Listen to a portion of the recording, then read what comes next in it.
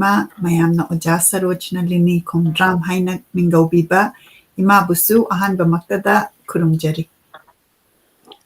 ꯑꯩꯍꯥꯛꯅꯁꯨ ꯇꯤꯟꯕꯤꯔꯤꯕ ꯑꯍꯜ ꯂꯃꯟ ꯂꯥꯏ ꯒꯨꯔꯨꯁꯤꯡ ꯏꯆꯥꯁꯤꯡ ꯏꯅꯥꯎꯁꯤꯡ ꯏꯁꯨꯁꯤꯡ ꯄꯨꯝꯅꯃꯛꯄꯨ ꯀꯣꯛ ꯅꯣꯟꯖꯔꯤ ꯈꯨꯔꯨꯝꯖꯔꯤ ꯅꯣꯡꯂꯨꯛꯆꯔꯤ ꯚꯛꯇꯤ ꯀꯠꯆꯔꯤ ꯌꯦꯡꯕꯤꯔꯤꯕ ꯄꯨꯝꯅꯃꯛꯅꯁꯨ ꯀꯗꯥꯏꯗꯒꯤ ꯌꯦꯡꯕꯤꯔꯤꯕꯅꯣ ꯍꯥꯏꯕꯗꯨ ꯁꯣꯏꯗꯅ ꯀꯃꯦꯟꯇ ꯇꯧꯕꯤꯔꯛꯎ ꯑꯗꯨꯒ ꯃꯤꯅꯤꯠ ꯑꯃꯇꯪ ꯂꯧꯕꯤꯔꯀꯥꯟꯗ ꯑꯩꯈꯣꯏꯒꯤ ꯄ꯭ꯔꯣꯒ꯭ꯔꯥꯝꯁꯤ ꯁꯦꯌꯔ ꯇꯧꯕꯤꯌꯨ ꯑꯩꯈꯣꯏ ꯃꯌꯥꯝ ꯁꯦꯇꯔꯗꯦ ꯈꯨꯗꯤꯡꯒꯤ ꯎꯅꯔꯀꯥꯟꯗ ꯃꯅꯤꯄꯨꯔꯤ ꯂꯤꯇꯔꯦꯆꯔ ꯂꯥꯏꯕ꯭ꯔꯦꯔꯤ ꯑꯣꯐ ꯃꯅꯤꯄꯨꯔꯗ ꯊꯝꯖꯤꯟꯅꯕ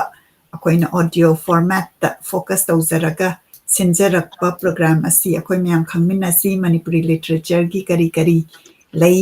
ꯑꯗꯒꯤ ꯑꯩꯈꯣꯏꯅ ꯋꯥꯔꯤꯁꯤ ꯃꯃꯤꯡ ꯇꯥꯔꯒ ꯔꯤꯚ꯭ꯌꯨꯒꯗꯤ ꯇꯥꯈ꯭ꯔꯀꯥꯟꯗ ꯐꯨꯜ ꯇꯥꯕ ꯐꯪꯗꯕꯁꯤ ꯑꯩꯈꯣꯏꯅ ꯑꯗꯨ ꯇꯥꯕ ꯐꯪꯕꯒꯤ ꯑꯣꯄꯣꯔꯆꯨꯅꯤꯇꯤꯗꯨꯅꯤ ꯑꯗꯨꯅ ꯑꯃꯨꯛꯇꯪ ꯁꯦꯌꯔ ꯇꯧꯕꯤꯌꯨ ꯑꯩꯅꯁꯨ ꯇꯦꯛꯅꯤꯀꯦꯜꯂꯤ ꯑꯃꯨꯛꯇꯪ ꯆꯦꯛ ꯇꯧꯖꯔꯛꯈꯤꯒꯦ ꯑꯩꯅ ꯇꯦꯛꯅꯤꯀꯦꯜꯂꯤ ꯆꯦꯛ ꯇꯧꯔꯤꯉꯩꯁꯤꯗ ꯏꯃꯥ ꯀꯃꯥꯏꯅ ꯇꯧꯕꯤꯔꯤ ꯍꯥꯏꯗꯅ ꯏꯃꯥꯒꯤ ꯑꯞꯗꯦꯠ ꯑꯗꯒꯤ ꯃꯅꯤꯄꯨꯔꯗ ꯂꯩꯔꯕꯅꯤꯅ ꯃꯅꯤꯄꯨꯔꯒꯤ ꯂꯥꯏꯐꯁꯤ ꯀꯃꯥꯏꯅ ꯇꯧꯔꯤ ꯍꯥꯏꯕꯗꯨꯁꯨ ꯑꯩꯈꯣꯏ ꯃꯌꯥꯝꯗ ꯑꯃꯨꯛꯇꯪ ꯁꯦꯌꯔ ꯇꯧꯕꯤꯌꯨ ꯃꯊꯪ ꯑꯩꯅ ꯈꯟꯕ ꯋꯥꯈꯜ ꯄꯨꯛꯅꯨꯡꯗ ꯂꯩꯕ ꯋꯥꯈꯜꯗꯨ ꯍꯥꯟꯅ ꯇꯧꯖꯔꯀꯥꯟꯗ ꯁꯣꯁꯥꯏꯇꯤꯗ ꯀꯔꯤ ꯉꯁꯤ ꯑꯩꯈꯣꯏꯒꯤ ꯃꯅꯤꯄꯨꯔ ꯁꯣꯁꯥꯏꯇꯤꯅ ꯌꯥꯝꯅ ꯅꯨꯡꯉꯥꯏꯕ ꯗꯨꯅꯤꯌꯥ ꯑꯃꯗ ꯂꯩꯔꯤ ꯑꯩꯁꯨ ꯌꯥꯎꯔꯤ ꯗꯨꯅꯤꯌꯥꯗꯨꯗ ꯑꯗꯨꯅ ꯑꯩ ꯏꯍꯥꯟ ꯍꯥꯟꯕꯗ ꯑꯩꯅ ꯍꯤꯖꯝ ꯑꯉꯥꯡꯍꯜꯒꯤ ꯈꯝꯕ ꯊꯣꯏꯕꯤ ꯀꯩꯅꯣꯁꯤ ꯏꯄꯤꯛꯁꯤ 2017ꯗ ꯑꯩ US ꯒꯤ ꯂꯣꯏꯖꯈꯤꯕꯅꯤ ꯄꯣꯗꯀꯥꯁꯅꯤ ꯑꯗꯨ ꯀꯔꯤꯒꯨꯝꯕꯁꯨꯡ ꯈꯝꯕ ꯊꯣꯏꯕꯤꯁꯤ ꯄꯥꯈ꯭ꯔꯕ ꯃꯇꯨꯡꯗ ꯚꯤꯌꯨꯋꯔꯁꯤꯡꯅ ꯑꯩꯒꯤ ꯚꯤꯌꯨꯋꯔꯁꯤꯅ ꯑꯩꯒꯤ ꯊꯋꯥꯏꯅꯤ ꯁꯝꯅ ꯍꯥꯏꯔꯕꯗ ꯃꯣꯏꯅ ꯇꯥꯕꯤꯔꯝꯗ꯭ꯔꯕ ꯐꯝꯕꯤꯔꯝꯗ꯭ꯔꯒꯗꯤ ꯑꯩꯁꯨ ꯕꯤꯠ ꯂꯩꯔꯝꯃꯣꯏꯅ ꯈꯜꯂꯤ ꯑꯗꯣ ꯃꯣꯏꯅ ꯍꯥꯏꯔꯛꯄꯁꯤ ꯌꯥꯝ ꯇꯣꯏꯅ ꯄꯥꯕꯤꯌꯣꯅ ꯍꯥꯏꯔꯛꯄꯁꯤ ꯖꯍꯦꯔꯥꯁꯤꯅꯤ ꯑꯗꯨ ꯖꯍꯦꯔꯥꯁꯤ ꯃꯣꯏ ꯁꯦꯂꯦꯕꯁꯇꯁꯨ ꯑꯗꯨꯝ ꯌꯥꯎꯕ ꯑꯣꯏꯔꯝꯃꯦ ꯑꯩꯒꯤꯁꯨ ꯑꯩꯒꯤ ꯁ꯭ꯄꯦꯁꯦꯂꯥꯏꯖ ꯁꯕꯖꯦꯛꯅꯤ ꯀꯔꯤꯒꯨꯝꯕꯁꯨꯡ ꯑꯩꯅ ꯌꯨꯝ ꯊꯥꯗꯣꯛꯇꯨꯅ ꯀꯨꯏꯅ ꯂꯩꯔꯨꯕꯅ ꯃꯔꯝ ꯑꯣꯏꯗꯅ ꯂꯥꯏꯔꯤꯛ ꯂꯥꯏꯁꯨꯁꯤ ꯃꯐꯝ ꯖꯒꯥꯗꯨꯗ ꯃꯐꯝꯗ ꯊꯝꯃꯝꯕ ꯄꯣꯔꯛꯄꯗꯤ ꯌꯥꯗꯕꯅꯤꯅ ꯑꯩ ꯈꯨꯠꯇꯗꯤ ꯍꯦꯛ ꯂꯩꯇꯕ ꯁꯨꯃꯥꯏꯅ ꯇꯧꯗꯅ ꯖꯍꯦꯔꯥꯁꯤ ꯑꯩꯒꯤ ꯂꯣꯟꯒꯤ ꯃꯁꯛ ꯍꯥꯏꯗꯅ ꯑꯩ ꯃꯃꯥꯡꯗꯁꯨ ꯄꯟꯖꯈ꯭ꯔꯦ ꯑꯩꯒꯤ ꯀꯩꯅꯣꯗ ꯇꯣꯄꯤꯛꯇꯨ ꯀꯔꯤꯅꯣ ꯑꯉꯥꯡꯍꯜꯒꯤ ꯖꯍꯦꯔꯥꯗ ꯇꯥꯔꯤꯕ ꯂꯣꯟꯒꯤ ꯃꯁꯛ ꯍꯥꯏꯕ ꯑꯗꯨꯒ ꯀꯩꯅꯣꯒꯤ ꯐꯔꯛꯄꯝ ꯆꯥꯎꯕꯒꯤ ꯂꯕꯪꯒ ꯂꯇꯥ ꯑꯗ ꯇꯥꯔꯤꯕ ꯂꯣꯟꯒꯤ ꯃꯁꯛ ꯍꯥꯏꯕ ꯑꯗꯨꯒ ꯀꯃꯜꯒ ꯗꯥꯛꯇꯔ ꯀꯃꯜꯅ ꯃꯥꯙꯕꯤꯗ ꯇꯥꯔꯤꯕ ꯂꯣꯟꯒꯤ ꯃꯁꯛꯇꯨ ꯑꯍꯨꯝꯁꯤꯅꯤ ꯑꯩꯒꯤ ꯅꯩꯅꯔꯣꯏ ꯑꯣꯏꯅ ꯑꯩꯅ ꯅꯩꯅꯖꯔꯒ ꯑꯩꯒꯤ ꯁꯤꯅꯣꯞꯁꯤꯁ ꯑꯗꯨꯒ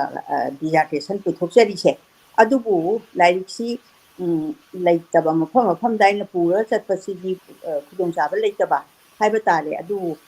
ꯉꯁꯥꯏꯒꯤ ꯑꯩꯒꯤꯗꯤ ꯌꯨꯝꯁꯤꯗꯗꯤ ꯑꯩꯅ ꯅꯩꯅꯕꯒꯤ ꯆꯠꯂꯨꯕꯒꯤ ꯍꯜꯂꯛꯄꯒꯤꯗꯤ ꯂꯣꯏꯅꯗꯤ ꯂꯩꯕ ꯂꯥꯏꯔꯤꯛꯁꯤ ꯊꯤꯕ ꯈꯪꯗꯕ ꯑꯗ ꯑꯩ ꯏꯆꯥꯅꯨꯄꯤꯅꯗꯤ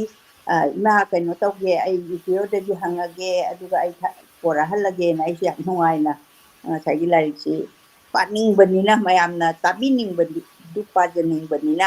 ꯊꯤꯔꯨꯕ ꯃꯇꯝꯗ ꯐꯅ ꯀꯨꯏꯅ ꯐꯪꯗ꯭ꯔꯀꯥꯟꯗ ꯑꯩꯒꯤ ꯏꯅꯥꯎ ꯀꯩꯅꯣ ꯁꯨꯁꯤꯂꯥ ꯅꯤꯡꯊꯧꯖꯝꯅ ꯏꯅꯥꯝ ꯊꯃꯥꯃꯩ ꯀꯣꯂꯦꯖꯇ ꯑꯩꯈꯣꯏ ꯃꯣꯏꯅ ꯑꯉꯥꯡ ꯑꯣꯏꯅ ꯑꯩꯈꯣꯏꯅ ꯁꯦꯅꯤꯌꯔ ꯑꯣꯏꯅ ꯑꯗꯨꯝ ꯇꯤꯟꯅꯔꯛꯄ ꯗꯤꯄꯥꯔꯠꯃꯦꯟ ꯑꯝꯇꯗ ꯇꯧꯔꯛꯄꯅꯤ ꯂꯥꯁꯇ ꯑꯩ ꯃꯉꯣꯟꯗ ꯍꯪꯉꯕ ꯏꯕꯦꯝꯃ ꯅꯪ ꯖꯍꯦꯔꯥꯀꯥꯗꯨ ꯂꯩꯕ꯭ꯔꯥ ꯍꯥꯏꯅ ꯑꯁ ꯊꯤꯒꯩ ꯊꯤꯔꯨꯔꯒ ꯃꯉꯣꯟꯗ ꯂꯩꯔꯦ ꯏꯆꯦꯝꯃ ꯑꯩ ꯅꯥꯒꯝꯄꯥꯟꯗ ꯊꯝꯖꯔꯝꯃꯒꯦꯅ ꯑꯗꯨꯃꯥꯏꯅ ꯇꯧꯅ ꯅꯥꯒꯝꯄꯥꯟ ꯍꯥꯏꯕꯁꯤ ꯃꯥꯒꯤ ꯃꯄꯥꯝꯅꯤ ꯑꯩꯈꯣꯏꯒꯤ ꯁꯦꯟꯇꯔꯅꯤ ꯑꯗꯨꯅ ꯑꯩꯅ ꯃꯣꯏꯗꯒꯤ ꯉꯔꯥꯡꯁꯤ ꯀꯂꯦꯛ ꯇꯧꯖꯔꯨꯔꯦ ꯌꯥꯝ ꯐꯖꯅ ꯑꯗꯣ ꯌꯥꯝꯗꯤ ꯅꯨꯡꯁꯤꯕ ꯂꯥꯏꯔꯤꯛꯁꯦ ꯄ꯭ꯂꯥꯁꯇꯤꯛꯅꯒ ꯃꯈꯨꯝ ꯄꯥꯟꯗꯅ ꯑꯩꯈꯣꯏꯒꯤ ꯂꯥꯏꯔꯤꯛꯁꯦ ꯑꯁꯨꯛꯀꯤ ꯃꯇꯤꯛ ꯂꯨꯅ ꯊꯝꯃꯤ ꯑꯩꯒꯤ ꯏꯅꯥꯎ ꯏꯕꯦꯝꯃꯁꯤꯅ ꯊꯝꯕ ꯂꯥꯏꯔꯤꯛꯁꯦ ꯑꯗꯨ ꯉꯁꯤ ꯑꯩꯅ ꯄꯥꯖꯔꯒꯅꯤ ꯈꯟꯕꯗ ꯑꯩ ꯊꯋꯥꯏ ꯌꯥꯝ ꯅꯨꯡꯉꯥꯏ ꯀꯩꯒꯤ ꯂꯥꯏꯔꯤꯛ ꯐꯪꯗꯗꯅ ꯑꯩꯁꯦ ꯈꯔ ꯆꯉꯥꯎꯅꯔꯨꯔꯦ ꯉꯔꯥꯡ ꯅꯍꯥꯟ ꯂꯥꯁ ꯁꯇꯔꯗꯦꯗꯗꯤ ꯑꯩꯒꯤ ꯗꯤꯖꯥꯔꯇꯦꯁꯟ ꯏꯈꯤꯕꯒꯤ ꯃꯇꯦꯛ ꯈꯔ ꯈꯤꯇꯪ ꯍꯥꯏꯂꯥꯏꯠ ꯇꯧꯕ ꯑꯣꯏꯅ ꯇꯧꯖꯈꯤꯕꯅꯤ ꯑꯗꯨꯅ ꯍꯧꯖꯤꯛꯇꯤ ꯂꯥꯏꯔꯤꯛꯁꯦ ꯂꯩꯔꯦ ꯁꯤ ꯑꯃꯨꯛ ꯂꯣꯏꯔꯒ ꯑꯩꯒꯤ ꯏꯅꯥꯎꯁꯤꯗ ꯑꯃꯨꯛ ꯍꯟꯈꯤꯗꯣꯔꯤꯕꯅꯤ ꯂꯥꯏꯔꯤꯛꯁꯦ ꯃꯃꯜ ꯌꯥꯝ ꯌꯥꯝꯃꯕ ꯂꯥꯏꯔꯤꯛ ꯍꯥꯏꯖꯕ ꯇꯥꯔꯦ ꯑꯗꯨ ꯉꯁꯤꯒꯤ ꯊꯧꯔꯝꯁꯦ ꯑꯩꯅ ꯃꯗꯨ ꯑꯣꯏꯅ ꯃꯤꯌꯥꯝꯒꯤ ꯃꯐꯝꯗ ꯂꯥꯟꯊꯣꯛꯆꯕ ꯐꯪꯖꯕꯁꯦ ꯑꯩꯒꯤ ꯅꯨꯡꯉꯥꯏꯕꯒꯤ ꯉꯝꯈꯩ ꯂꯩꯇꯦ ꯍꯥꯏꯅ ꯁꯨꯃꯥꯏꯅ ꯊꯝꯖꯒꯦ ꯑꯗꯨꯒ ꯁꯣꯁꯥꯏꯇꯤꯒꯤ ꯑꯩꯈꯣꯏꯒꯤ ꯃꯅꯤꯄꯨꯔꯒꯤ ꯍꯥꯏꯕ ꯉꯁꯥꯏ ꯏꯆꯥꯅꯨꯄꯤꯅ ꯍꯪꯈꯤꯕꯗꯨ ꯑꯗꯨꯏ ꯈꯨꯝꯕ ꯇꯥꯔꯒꯗꯤ ꯑꯩꯈꯣꯏꯒꯤ ꯃꯄꯥꯟꯁꯨ ꯀꯌꯥ ꯊꯣꯛꯇꯕꯅꯤꯅ ꯍꯧꯖꯤꯛꯇꯤ ꯃꯄꯥꯟ ꯊꯣꯛꯇ꯭ꯔꯁꯨ ꯏꯃꯨꯡꯗ ꯑꯗꯨꯝ ꯂꯣꯏ ꯌꯦꯡꯕ ꯌꯥꯔꯦ ꯚꯣꯠ ꯊꯥꯕꯒꯤ ꯀꯩꯗꯧꯕꯒꯤ ꯃꯦꯖꯣꯔꯤꯇꯤ ꯑꯣꯏꯕ ꯀꯩꯗꯧꯕ ꯃꯌꯥꯝ ꯂꯣꯏ ꯈꯪꯕꯤꯔꯤꯗꯨꯅꯤ ꯑꯗꯨ ꯑꯩꯁꯨ ꯑꯦꯟꯖꯣꯏ ꯇꯧꯕ ꯑꯗꯨꯝ ꯌꯥꯎꯏ ꯇꯥꯗꯕꯁꯤꯡꯗꯨꯒꯤꯁꯨ ꯅꯨꯡꯉꯥꯏꯇꯕ ꯑꯗꯨꯝ ꯌꯥꯎꯏ ꯊꯃꯣꯏꯗ ꯃꯣꯏ ꯀꯩꯅꯣ ꯂꯣꯏꯅꯃꯛ ꯃꯣꯏꯅ ꯃꯣꯏꯒꯤ ꯂꯩꯔꯤꯕ ꯄꯨꯝꯅꯃꯛꯇꯨ ꯍꯣꯠꯅꯖꯔꯀꯥꯟꯗ ꯑꯗꯨꯕꯨ ꯑꯅꯤ ꯑꯍꯨꯝ ꯀꯥꯕꯗꯤ ꯌꯥꯗꯕꯅꯤꯅ ꯀꯥꯗꯅ ꯃꯗꯨ ꯏꯟꯇꯔꯇꯦꯟ ꯇꯧꯗꯅ ꯕꯝꯕꯨꯂꯥ ꯃꯈꯣꯟ ꯀꯌꯥꯝ ꯇꯥꯏ ꯑꯗꯩ ꯑꯩꯈꯣꯏꯒꯤ ꯃꯌꯥꯗ ꯊꯥꯕꯁꯨ ꯌꯥꯎꯏ ꯑꯗꯨꯃꯥꯏꯅ ꯇꯧꯗꯅ ꯑꯩꯈꯣꯏ ꯃꯅꯤꯄꯨꯔꯁꯦ ꯍꯧꯖꯤꯛ ꯄꯨꯡꯂꯥꯡ ꯂꯥꯡꯉꯤ ꯑꯅꯧꯕ ꯒꯣꯔꯃꯦꯟ ꯑꯃ ꯂꯥꯛꯅꯕꯒꯤꯗꯃꯛꯇ ꯌꯥꯝ ꯅꯨꯡꯉꯥꯏ ꯏꯃꯥꯅ ꯏꯃꯥꯒꯤ ꯑꯞꯗꯦꯠ ꯄꯤꯕꯤꯕꯒꯤꯗꯃꯛꯇ ꯌꯦꯡꯕꯤꯔꯤꯕ ꯄꯨꯝꯅꯃꯛꯅꯁꯨ ꯑꯗꯣꯝ ꯀꯃꯥꯏꯅ ꯇꯧꯕꯤꯔꯤ ꯀꯔꯤ ꯋꯥꯈꯜ ꯂꯩꯕꯤ ꯍꯥꯏꯕꯗꯨ ꯁꯣꯏꯗꯅ ꯁꯦꯌꯔ ꯇꯧꯕꯤꯔꯛꯎ ꯑꯩꯈꯣꯏ ꯀꯤꯡꯁꯟ ꯕ꯭ꯔꯥꯏꯅꯤ ꯁꯁꯤꯀꯥꯟꯇ ꯑꯣꯜꯔꯦꯗꯤ ꯀꯃꯦꯟ ꯄꯤꯕꯤꯔꯛꯑꯦ ꯑꯗꯒꯤ ꯍꯔꯤꯕꯇꯤ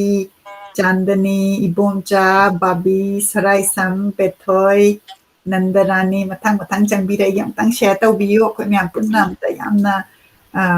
ꯅꯨꯡꯉꯥꯏꯅ ꯉꯁꯤꯒꯤ ꯁꯦꯁꯟ ꯑꯁꯤ ꯖꯍꯦꯔꯥꯒꯤ ꯄꯥꯕ ꯍꯧꯕ ꯅꯨꯃꯤꯠ ꯑꯣꯏꯒꯗꯧꯔꯤꯕꯅꯤꯅ ꯑꯩꯈꯣꯏ ꯃꯌꯥꯝ ꯇꯥꯃꯤꯟꯅꯁꯤ ꯏꯃꯥꯅ ꯄꯥꯗ꯭ꯔꯤꯉꯩꯗ ꯑꯩꯁꯨ ꯑꯩꯒꯤ ꯁꯦꯌꯔ ꯑꯝꯇꯪ ꯇꯧꯖꯍꯧꯒꯦ ꯑꯩꯅ ꯃꯇꯝ ꯀꯨꯏꯔꯕꯒꯤ ꯃꯃꯥꯡꯗ ꯑꯩꯈꯣꯏꯒꯤ ꯂꯥꯏꯕ꯭ꯔꯦꯔꯤ ꯑꯣꯐ ꯃꯅꯤꯄꯨꯔꯁꯤ ꯁꯥꯒꯠꯂꯛꯄꯗ ꯂꯥꯏꯕ꯭ꯔꯦꯔꯤ ꯑꯣꯐ ꯃꯅꯤꯄꯨꯔꯒꯤꯗꯃꯛꯇꯗꯤ ꯗꯥꯛꯇꯔ ꯖꯣꯙꯆꯟꯗ꯭ꯔ ꯁꯅꯁꯝ ꯑꯃꯗꯤ ꯅꯣꯡꯃꯥꯏꯊꯦꯝ ꯇꯣꯝꯕꯤ ꯃꯤꯡ ꯑꯣꯏꯅ ꯄꯟꯖꯔꯕꯗ ꯅꯣꯡꯃꯥꯏ ꯄꯟꯗꯤꯠ ꯑꯅꯤꯁꯤꯅ ꯑꯩꯈꯣꯏꯒꯤ ꯐꯥꯎꯟꯗꯤꯡ ꯀꯩꯅꯣ ꯍꯥꯏꯇꯥꯔꯦ ꯁꯤꯅꯤꯌꯔ ꯑꯦꯗꯚꯥꯏꯖꯔ ꯑꯗꯨꯒ ꯃꯣꯏ ꯃꯌꯥꯝꯅ ꯔꯥꯏꯠ ꯄꯤꯕꯤꯔꯛꯇꯅ ꯑꯩꯈꯣꯏꯒꯤ ꯑꯣꯗꯤꯑꯣ ꯐꯨꯇꯦꯖꯁꯤ ꯇꯧꯁꯤ ꯍꯥꯏꯗꯅ ꯁꯧꯒꯠꯄꯤꯔꯛꯄꯗꯒꯤ ꯌꯥꯝꯅ ꯅꯨꯡꯉꯥꯏꯅ ꯑꯗꯒꯤ ꯏꯃꯥꯅ ꯑꯩ ꯄꯥꯒꯦꯅ ꯆꯣꯡꯊꯣꯛꯄꯤꯔꯛꯄꯗꯒꯤ ꯍꯧꯖꯈꯤꯕꯅꯤ ꯑꯗꯨꯗ ꯑꯩꯗꯤ ꯃꯅꯤꯄꯨꯔꯤ ꯂꯤꯇꯔꯦꯆꯔꯁꯤ ꯌꯥꯝꯅ ꯈꯪꯕ ꯑꯣꯏꯕꯗꯤ ꯅꯠꯆꯗꯕꯅꯤna ꯑꯩꯅ ꯄꯥꯕꯨꯡ ꯑꯩ ꯃꯅꯤꯄꯨꯔꯤꯒꯤ ꯇ꯭ꯔꯥꯟꯁꯂꯦꯁꯟꯁꯤꯗꯅ ꯑꯩ ꯐꯣꯀꯁ ꯇꯧꯖꯔꯒꯦ ꯑꯗꯣ ꯃꯅꯤꯄꯨꯔꯒꯤ ꯂꯥꯏꯔꯤꯛ ꯏꯪꯂꯤꯁꯇ ꯏꯕꯁꯤꯡꯁꯦ ꯈꯤꯇꯪ ꯀꯩꯅꯣ ꯄꯥꯕꯨꯡꯅ ꯈꯟꯒꯠꯄꯤꯔꯀꯥꯟꯗ ꯑꯩꯒꯤ ꯍꯥꯏꯕꯁꯤꯗꯩꯁꯤꯗ ꯃꯇꯝꯗꯨꯗ ꯌꯥꯝꯅ ꯀꯣꯚꯤꯗꯀꯤ ꯄꯤꯛ ꯇꯥꯏꯝꯒ ꯑꯣꯏꯕꯗꯨꯗ ꯄꯥꯕꯨꯡꯁꯤꯅ ꯃꯅꯤꯄꯨꯔꯗ ꯕꯨꯛ ꯁ꯭ꯇꯣꯔꯗ ꯆꯠꯄꯤꯔꯀꯥꯟꯗ ꯂꯥꯏꯔꯤꯛꯁꯦ 53ꯃꯨꯛ ꯈꯟꯒꯠꯄꯤꯔꯛꯑꯦ ꯑꯗꯣ ꯈꯟꯒꯠꯄꯤꯔꯛꯄꯁꯤ ꯄꯣꯁꯇ ꯊꯥꯈꯤꯕꯁꯤ ꯌꯥꯝꯅ ꯀꯨꯏꯔꯒ ꯉꯔꯥꯡꯁꯤ ꯌꯧꯔꯦ ꯑꯗꯨꯅ ꯑꯩ ꯌꯥꯝꯅ ꯅꯨꯡꯉꯥꯏ ꯑꯗꯨꯅ ꯑꯩ ꯃꯌꯥꯝꯗ ꯑꯝꯇꯪ ꯁꯦꯌꯔ ꯇꯧꯖꯔꯛꯀꯦ ꯑꯗꯣ ꯁꯦꯌꯔ ꯇꯧꯗ꯭ꯔꯤꯉꯩꯗ ꯑꯩꯅ ꯃꯁꯤꯒꯤ ꯂꯥꯏꯔꯤꯛꯁꯦ ꯑꯩꯅ ꯑꯗꯨꯝ ꯊꯝꯃꯤ ꯄꯥꯁꯨ ꯄꯥꯏ ꯑꯗꯨꯒ ꯄꯥꯕꯨꯡꯒꯤ ꯄꯤꯛꯆꯔꯁꯤ ꯌꯥꯎꯕꯁꯤꯅ ꯑꯩꯉꯣꯟꯗꯁꯨ ꯌꯥꯝꯅ ꯑꯩꯅ ꯈꯨꯔꯨꯝꯖꯔꯒ ꯊꯝꯕꯅꯤ ꯑꯍꯥꯟꯕꯃꯛꯇꯗ ꯄꯥꯕꯨꯡꯅ ꯑꯩꯈꯣꯏꯒꯤ ꯃꯅꯤꯄꯨꯔꯒꯤꯗꯃꯛꯇ ꯂꯥꯏꯕ꯭ꯔꯦꯔꯤ ꯑꯣꯐ ꯃꯅꯤꯄꯨꯔꯒꯤꯗꯃꯛꯇ ꯌꯥꯝꯅ ꯀꯟꯇ꯭ꯔꯤꯕ꯭ꯌꯨꯠ ꯇꯧꯕꯤꯔꯛꯄꯒꯤꯗꯃꯛꯇ ꯂꯥꯏꯔꯤꯛ ꯊꯥꯕꯤꯔꯛꯄꯒꯤꯗꯃꯛꯇ ꯑꯍꯥꯟꯕꯗ ꯂꯥꯞꯅ ꯅꯆꯥꯅ ꯄꯥꯕꯨꯡꯕꯨ ꯈꯨꯔꯨꯝꯖꯔꯤ ꯄꯥꯕꯨꯡꯅ ꯊꯥꯕꯤꯔꯛꯏꯕ ꯂꯥꯏꯔꯤꯛꯁꯤꯡꯁꯦ ꯑꯩ ꯑꯝꯇꯪ ꯎꯠꯆꯔꯛꯀꯦ ꯌꯥꯝꯅ ꯑꯩꯗꯤ ꯍꯟꯗꯛꯀꯤ ꯋꯤꯀꯦꯟꯁꯤ ꯂꯥꯏꯔꯤꯛ ꯌꯥꯝ ꯂꯩꯔꯕꯅꯤꯅ ꯌꯥꯝꯅ ꯅꯨꯡꯉꯥꯏꯒꯅꯤ ꯑꯍꯥꯟꯕꯗ ꯂꯥꯏꯔꯤꯛꯁꯤ ꯃꯆꯥ ꯃꯆꯥꯁꯨ ꯌꯥꯎꯏ ꯑꯍꯥꯟꯕꯒꯤ ꯂꯥꯏꯔꯤꯛꯁꯤ ꯍꯤꯖꯝ ꯑꯉꯥꯡꯍꯜ ꯁꯤꯡ ꯃꯦꯀꯔꯁ ꯑꯣꯐ ꯏꯟꯗꯤꯌꯟ ꯂꯤꯇꯔꯦꯆꯔ ꯏꯕꯤꯔꯝꯕ ꯏ ꯗꯤꯅꯃꯅꯤ ꯁꯤꯡ ꯃꯁꯤꯒꯤ ꯂꯥꯏꯔꯤꯛꯁꯤꯃ ꯂꯩꯔꯦ ꯑꯗꯒꯤ ꯃꯊꯪꯗ ꯃꯁꯤꯒꯤ ꯂꯥꯏꯔꯤꯛꯁꯤ ꯄꯥꯕꯨꯡꯅꯁꯨ ꯈꯟꯒꯠꯄꯤꯔꯛꯄꯅꯤ ꯑꯗꯨꯒ ꯑꯩꯈꯣꯏꯅ ꯑꯣꯊꯔ ꯃꯁꯥꯃꯛꯇꯁꯨ ꯑꯩꯈꯣꯏꯅ ꯆꯠꯂꯒ ꯑꯣꯇꯣꯒ꯭ꯔꯥꯐ ꯂꯧꯖꯔꯨꯕ ꯊꯥꯡꯖꯝ ꯏꯕꯣꯄꯤꯁꯛꯅ ꯑꯣꯔꯤꯖꯤꯅꯦꯜꯂꯤ ꯏꯕ Manipuri poem winner of Sahitya Academy Award 1997 for Manipuri The Smell of Men selected poem masigi poemsingsi translated from Manipuri by Robin S. Ngangom aina yamna ngairaga leizaraba lairikni aduga author masamakna yamna nungsina autograph tawrakanda pibirakba lairikni yamna aigi library da thamjaragadaba sima leire mathangida Hijam Guno na ibiramba My Brother hariba lairik asi tiktak tawi aduga yamna aina nungairamgadaba mali masimasu leire ai larik manga ucharake aduga horen aro atai sina imana paba loirakanda mu break ama lobada ucharake. Anthology of Manipuri Short Story Translation Editor K.S.H. Munal Singh haina simasu khangat pirai. Adagi masigi lariksina idu ningthau my beloved younger brother aduna brother gi maramda irambasi writer amna leire masigi lariksina memchaubina ibiba translated by K.H. Kunjo Singh. Idu ningthau my beloved younger brother Sahitya Academy award winning Manipuri poetry collection. Masi poetry collection ni Sumain tau dana larik manga se ai huzik share tau jage aduga larik lairi ai horen amu pathok charake amte yeng view sigi athaba box si aingonda yore adu deka yo pamuna khangkat pira akanda masi English ki larik ta hai tare ko Manipur writer sing na ibiba English ta translated tauba na tragana originally English ta ibiba masi khangkat pira pagi damakta pabung bu hanna thagache aduga masi hairaga ai ima da sinajaraga ngasigi program asi hobinaba Punamaku amuka hanna kok nonjari khurumjari bhakti kachari ai ha kuji Jahera se paikhat sagadaure paikhatringagi mamangda aina thamjagiba mamangi Saturday da su Jahera gi maram da su khatang akhoi central idea na singbase ai thamjagrabani adubu ngasi kabi ahum haidi chaubana thari sina kari dauna thari no aduga kamal namagi madhabida kari gidamakta madhabi se society sida kari correction ama mana reform tawningba amadi adum leiba aiba singsigi thamoi nungsida sanskar tawningba karigumba ama awatpa ama leibado adumadi aina larik singsida yengchalu haidana subject oina pibirakpadagi university gi professor na pibibadagi Manipur department gi oja ibo chawbana maru oina pibibani aduna maki hujiki Jahera sida Hijam Anganghal na khambathoi da tariba magi mapongdo kui aduga magi wakhalon aduga society sida khambathoi sina historical oina natragana akoi saite oina historical de haiba yadre adu saite oina pongdo pirami basina akoi romantic oiba achumba yatha dharma tatha joy hai aidi dharma na joy oi haibase khwaigi last khamba asi thoibiga masunglangi damakta mana thengnakiba struggle mayam sibe aba tangtham mayam du lathor akanda last khambana joy oigibado adu mana miyoba samaja utningba adugi damakta mahangna magi khambathubi sairengse mana collection haibadi collection lari koina collect tobunate pena sakpa kaya dagi wari liba kaya dagi khongjom prabadagi akhoi kaino tawrakanda collect tawrakanda matam mangna changna mafam khuding mata akhoi magi aibagi aduga Mahakabi gi area da leiba amata nate lakraba lamdam sida chatlakanda mana khongatlaga akhoi ngasai achumana joy oi habise masi taknabagi damakta mana khambathubi se putho ami haina ai thamjage adagi magi Jahera sidana amuk kai daure khambathubi do mana adumaina putho ame romantic ni ngaktani Jahera su romantic ni magi se anambana yamna nuksinu na se miyoba jaga che nuksinu on chi yauramdragadi punsi su sumaina nuaina su hingamoy wana su hingamoy asmaina thamjage aduga Jahera sidana mana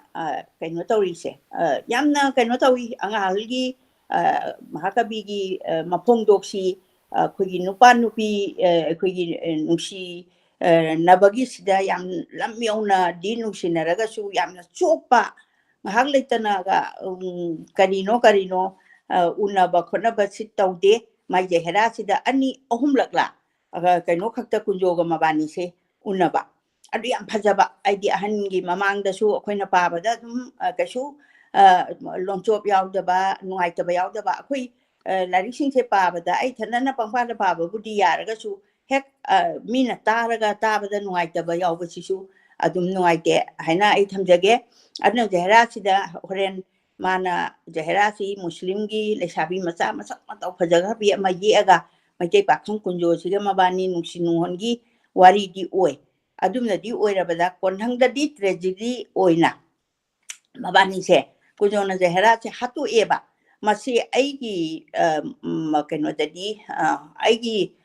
mot tadi mai mot ni sai te sidi magi mot matungina longning badi yai anga halna sum jat bijat khaidaba degi Hindu Muslim khairam base mana pam de haina aina dum direct sida nunga aina dum chachabani adu last sida mana Jahera se hatu isi kamai to gi mana society se mana kirakpa habadi matamdu da khoi Manipur society na Muslim ga khoi ga se ima izani maitai pangal haribani adubu matamdu da di onthokpa mongda relation se am phatte hariba aduna ningthogi yathangakani aduna moiga khoiga samnaba yade imung changba yade launa charo morong no ba yade kaina adumaina leibasida mana matamdu da ma se society de hingi banina mana puthoiba kaino selila che mana namdana tragedy ohen bani haidana hatu paduna maramdu thiruba kanda tabiriba miyamna su horen aina pajaba si loira babawa tabira kanda man hali si kari maram gino maram chapra chadabra haise adum bisa tawiyu aingonda su suggestion pibirau aina khali si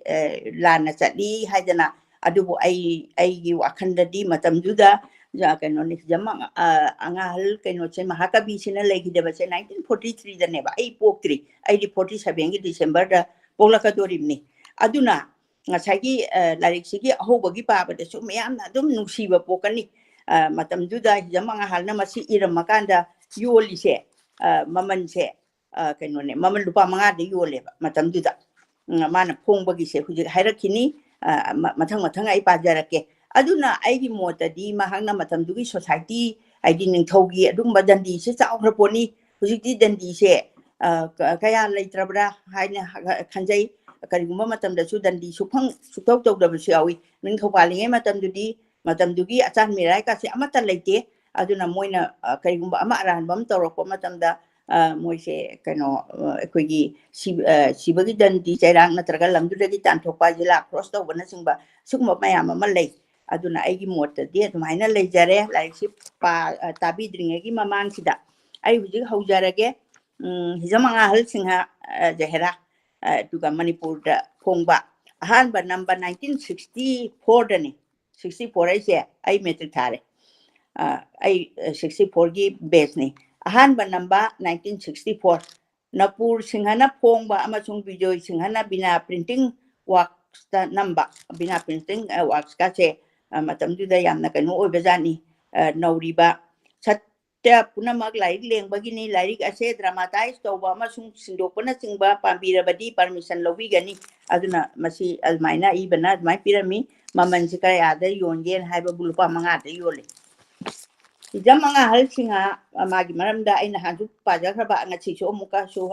hangasage Hijam Anganghal Singh bu pokpa Hijam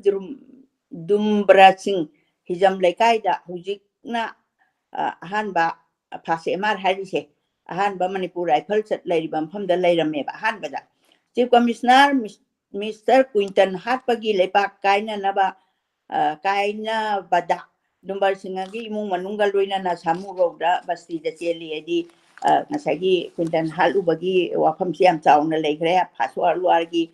nupa sing punamang mayum lehendaba mayum sahan bana singba nupilan ahan ba hokiba samu roda lising amaga chanipan maudrani toy ingda julai kunipan sagol se numita Dumbar Singhagi taloi atonbi konjeng mam chanu chawito na nga halpui magi taloi haise magi nupi haibani aduga aton bi haji ahan nama leiramani nupi lon base dum chatnai leidraga lon ba lei lon base akoi Manipur da adum chatnaba oina historical oina lai aduga I bagisu Mahakabi gi su smaina haibiri Anganghal wangoi LP school da larik tamba hawi wangoi da aduga masidagi LP parikha pass tawraga donation high school da Kristagi lising macamapan taramathoy da laik makhatam thakeba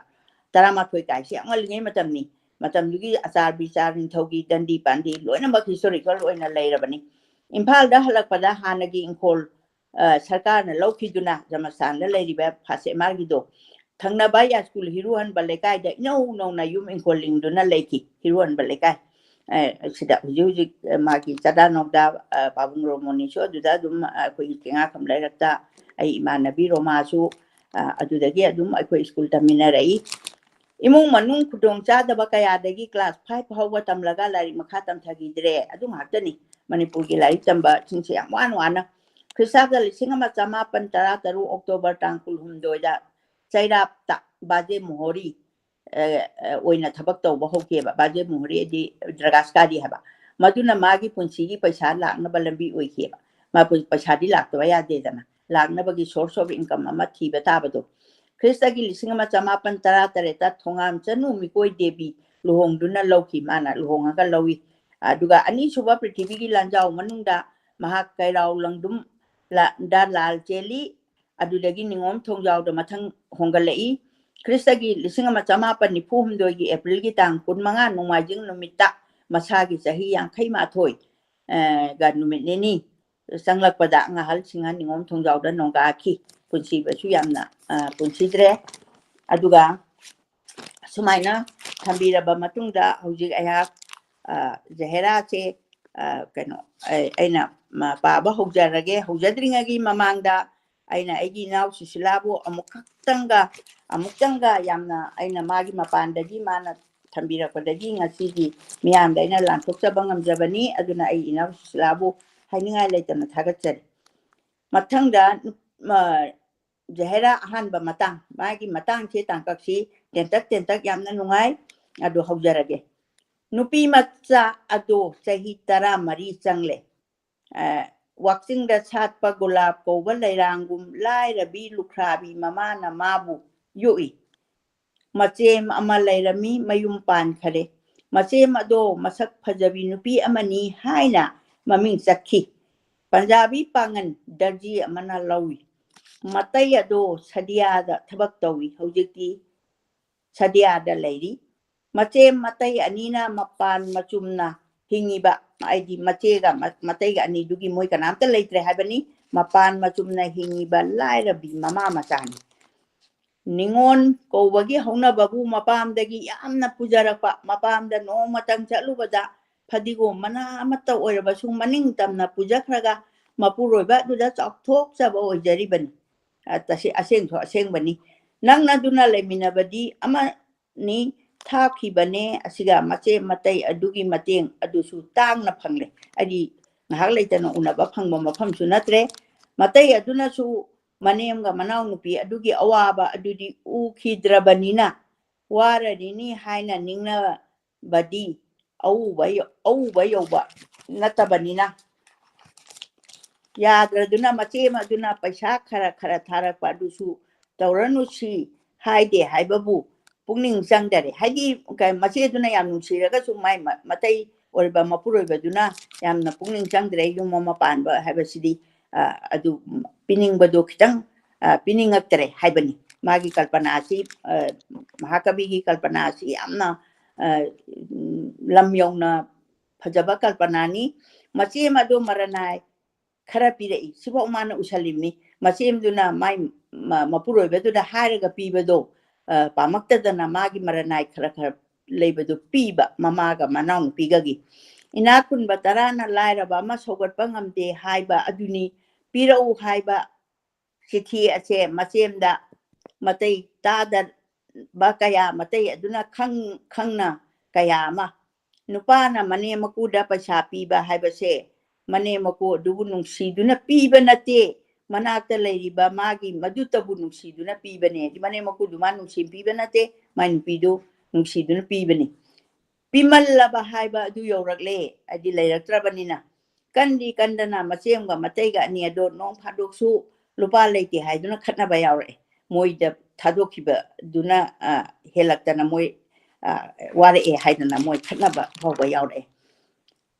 mapa marini haiduna manipur asida makhoi kanamta laite mapagi marigi su kanamta laijade Persian Musalman amana Platan gi sipai oiduna manipur da lai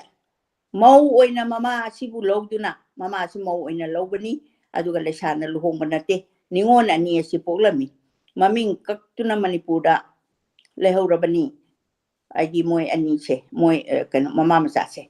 adi masa ningon ani juga mapana siraba matungda makogi yumban kaibana se nang tharai asoba pukri gi athien ba isingda hojaba charang mapan da naptuna satpa kakla mapan gumna musalman amir amagi masa manai gi masak oina leje amir gi inkol manungduda inkol di makoi gi asengbani moy amir da tangbadi nate nupi oibani na makoina koiru kholu balaitere amir asigi manai singna no ma phado morok pambi ama kari ama thabi ba makhaidi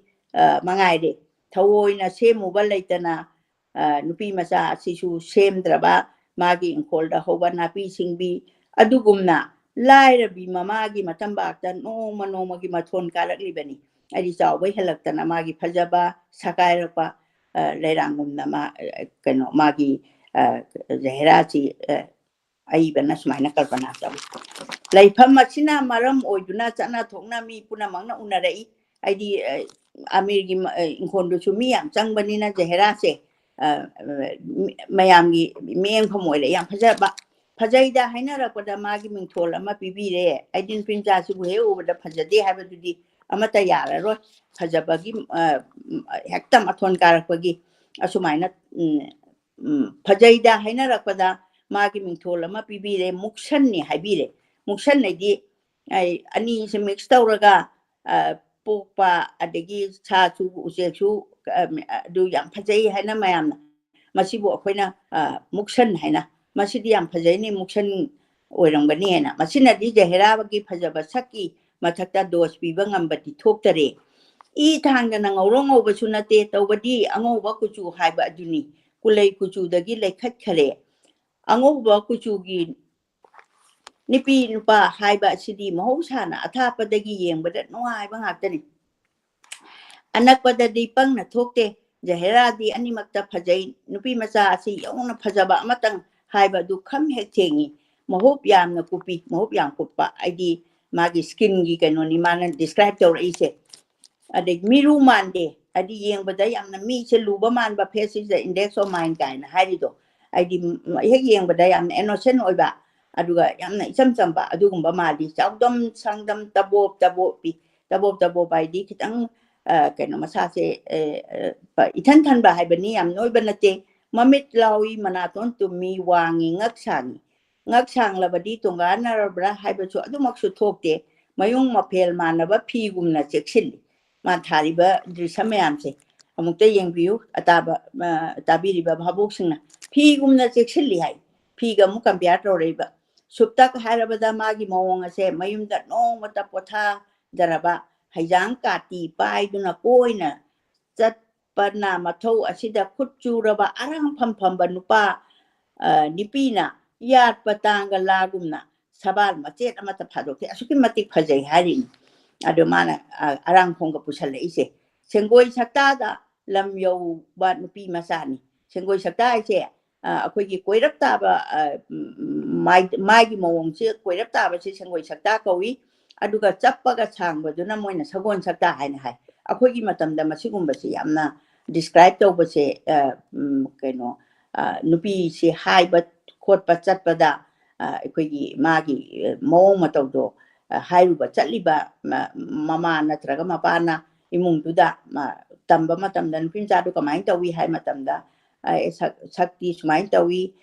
de kulai kuchuda lamyawi kurung khongda tai laibak langi adu ada aina chi mayam chi describe set mutawnarami kanana mabu mijong misang ni hai kanana miyai ni hai animak isum hek sum nai khatna baloi banaiti edimagi wari sina phajaba hai sidi mayam sigi miyeng si changiba Jahera gi yamna noningba amadi sawong sakpham aduga samda aduga onthok na natai putai haiba aduni masam adu thau su suktai taide wai tai leng chatpa haiba adudi natte mata sina bilati nupi gi masangumna taragani angangba samla haiba su yaba pot natte eti ngasangang su natte angang tak to ba samni man tharibe samsing adu amaga amatta puksel tinade ipa phai akonba akoiba amata yaude achouba khudap amarom adum oibe yai aidi punjalakpada tasalakpada aduna ningdu gi khudol mari rom adum hende khudol haibani madu ningdu adi khwang dagi chathara aga mai kablakti yodoriba aduna sumaina samai samko kari amata hendok henjin leite yang fajana samgi thagre mai mitki kuchugi kumengi aduga personality su yaugre magi pregapsida mahakabina tharise mirak tingani haibagi thoina semu saruba ma leite matomta leire haibagi thoina laithuba samna tare matam punamakta samgi suda sakki saong adu chaplep tuna leire di phaja phajare haibani se chaning bagi ngasi ama hayeng ama haiba pungning leite mana se chana ba phirol ado lek machet ama tapakte asuki matik taru tanali sini mi gi mabuk asida bidina mateng pangle mi gi mapuk asida bidina mateng pangle anoba pot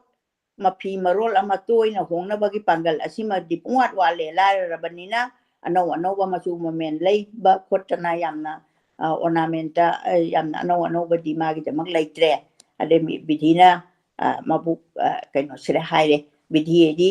nongdambana aidi akoi bidhi bidata aidi akoi gi ishorna tambiramba akoi gi laibak haiba anoba pot mapi maron ama toina hongna ba panggal la se pumwat wale mahusagi safam aduna Jahera tungfam oire hauja Jahera noma gi hengalaiba haibabu mathon karakpagi ipak inot itha khudingda ayuk angan bachana gi machu oiraba numitki masek lakha kaya na taraba numit kaya thopagum langiba inkhalakpagi asengba igi mangal khongthang khudingda tanik taninga ing launa hengalaiba du mangaile phajabadi adum handriba aduna madu pung khudingi akamba gum hengalai aidi ekanoni aikoi phajabagi mapung phabadu buni apikpa isingna isena chawada tinba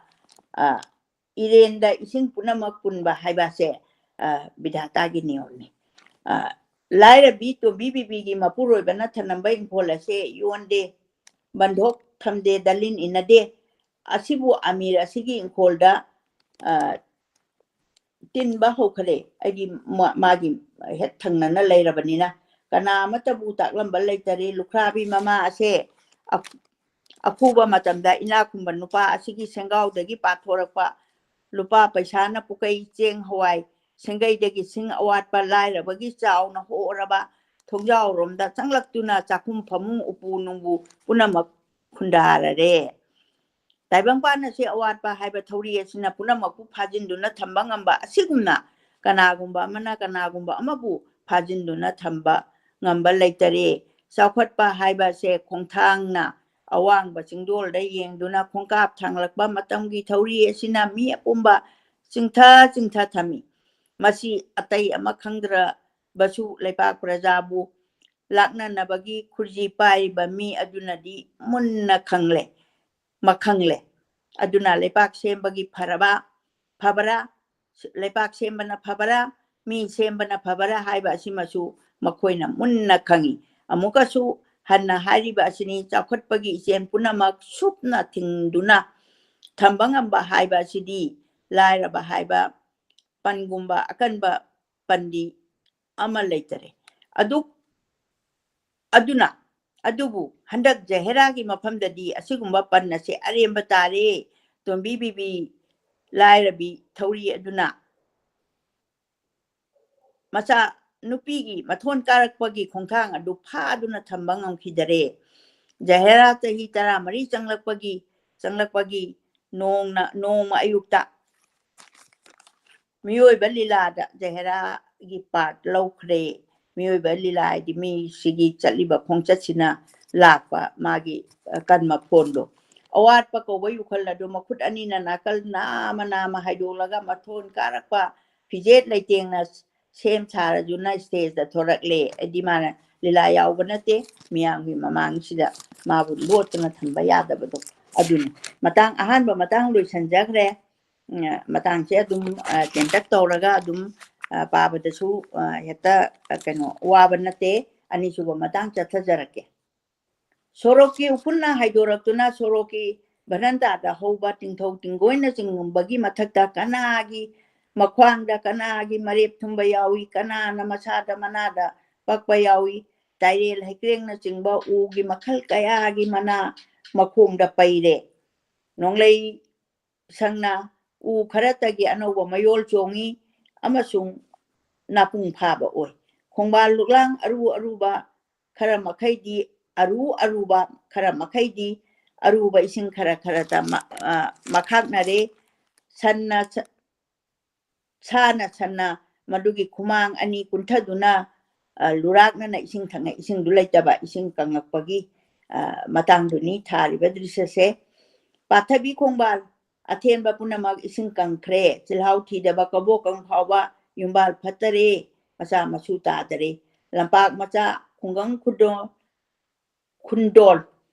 lampak macha khungang khundol punamak motai chudai na khare una wana pumba sini hingni haibagi ningjing mangjing na rakle achawa khungnang na lekwang oina urakle lamdam ayambagi chingchu gerwa chele bibut taiba muti oina ukhre aidi nong si suraktrabanina nesargi sakam dubuni athapa anakpa tenna changna uba anemba amasung awangba chekpanna lamdam kaya adagi masung thangol sabagumna phanna ure mathakta hoba sangba uri napi pumba kangkhare maru dana lepak akanba manungda changduna kunginungai beda mathwai thanaga dauri ayang bagari na chen bada lambi gi upulna paithokiduna maikei pumba mamhalle ayang bagari gi kangkhongna nganuna isingda masa phuduna chen bada lambi chatpa nupa angang sing pumba mamai machin khumduna soroki benanta da loina haithanare lambi pumba nung phawba paithokhare seng hawai mapot thanna hablaba salgi amasung khongi gari na kaya amani matamduda sizinaba samajugi mami duni tarise engineer officer gi overseer thikadar singi pukai thannaba amasung ingraji company gi mapot sitna ba thabakta oirakle haji bapandagi pusalakpa kajoba matamdugi british ki makhada lairakpa adugi magi impact ni mamini lambi mapangi uwadi upul pambi oina ure adu uwa puna mathakta upun nungsitna phujalaga kaino tawbado mana asangba mana uraktabado adu asangba yeningsu laktaba matamdo akoigi uri wawri ba akoigi kaino ni prithvi gi sapham ase pompri setpi charu mai tikpi lairabi hanubi amagi murti oina ure haidi mana kalpana tawraise mai akoi lairabi hanubi ache ahaloirabi singse masigi murti se kamaina thage na haibu pompri setpi di pompri aidi photlaga fi seta bayadamni na setpa aidi akoina ahaloira akanda yamna ingakpa mai tikpi lairabi hanubi aduga pompri setpi aidi afaba phiron ahanba nataba photlaga setpado adugi murti do mana describe tawbani ugi una kenbadi basanta da amuk yening huli miyoi bagi basanta di amuktani haiba ase khangjadabi jaherana numit mangol maya yoba lachin takiba imphal gi lamdam pumnamak pu athumba nungsagi angangba fiyon oina kuptharakpa matam aduda amir adugi ingkhol manunglomdagi makuta pun kangnanbi ama paiduna mathon karakpagi ayangba masa adu paithokhigadagum lakngamdana laktuna tayang ta soithorakle di lakngamdana laktuna adi matholakpadu magi kanoni magi saban murti duni thabak pambom pothokpa phurit arangba malili hangama mapan naiba ama cheli maitei gi nupi gi akoibi phanek ti phiai hanthare masada tai phi amatta yaude masam thadoi punga panana khudai matup ama pairi makhut oi aduna mana khumduna haidorakpa tungge asangba suba yetlomdagi oiromda tarakpa sam aduna mana da hek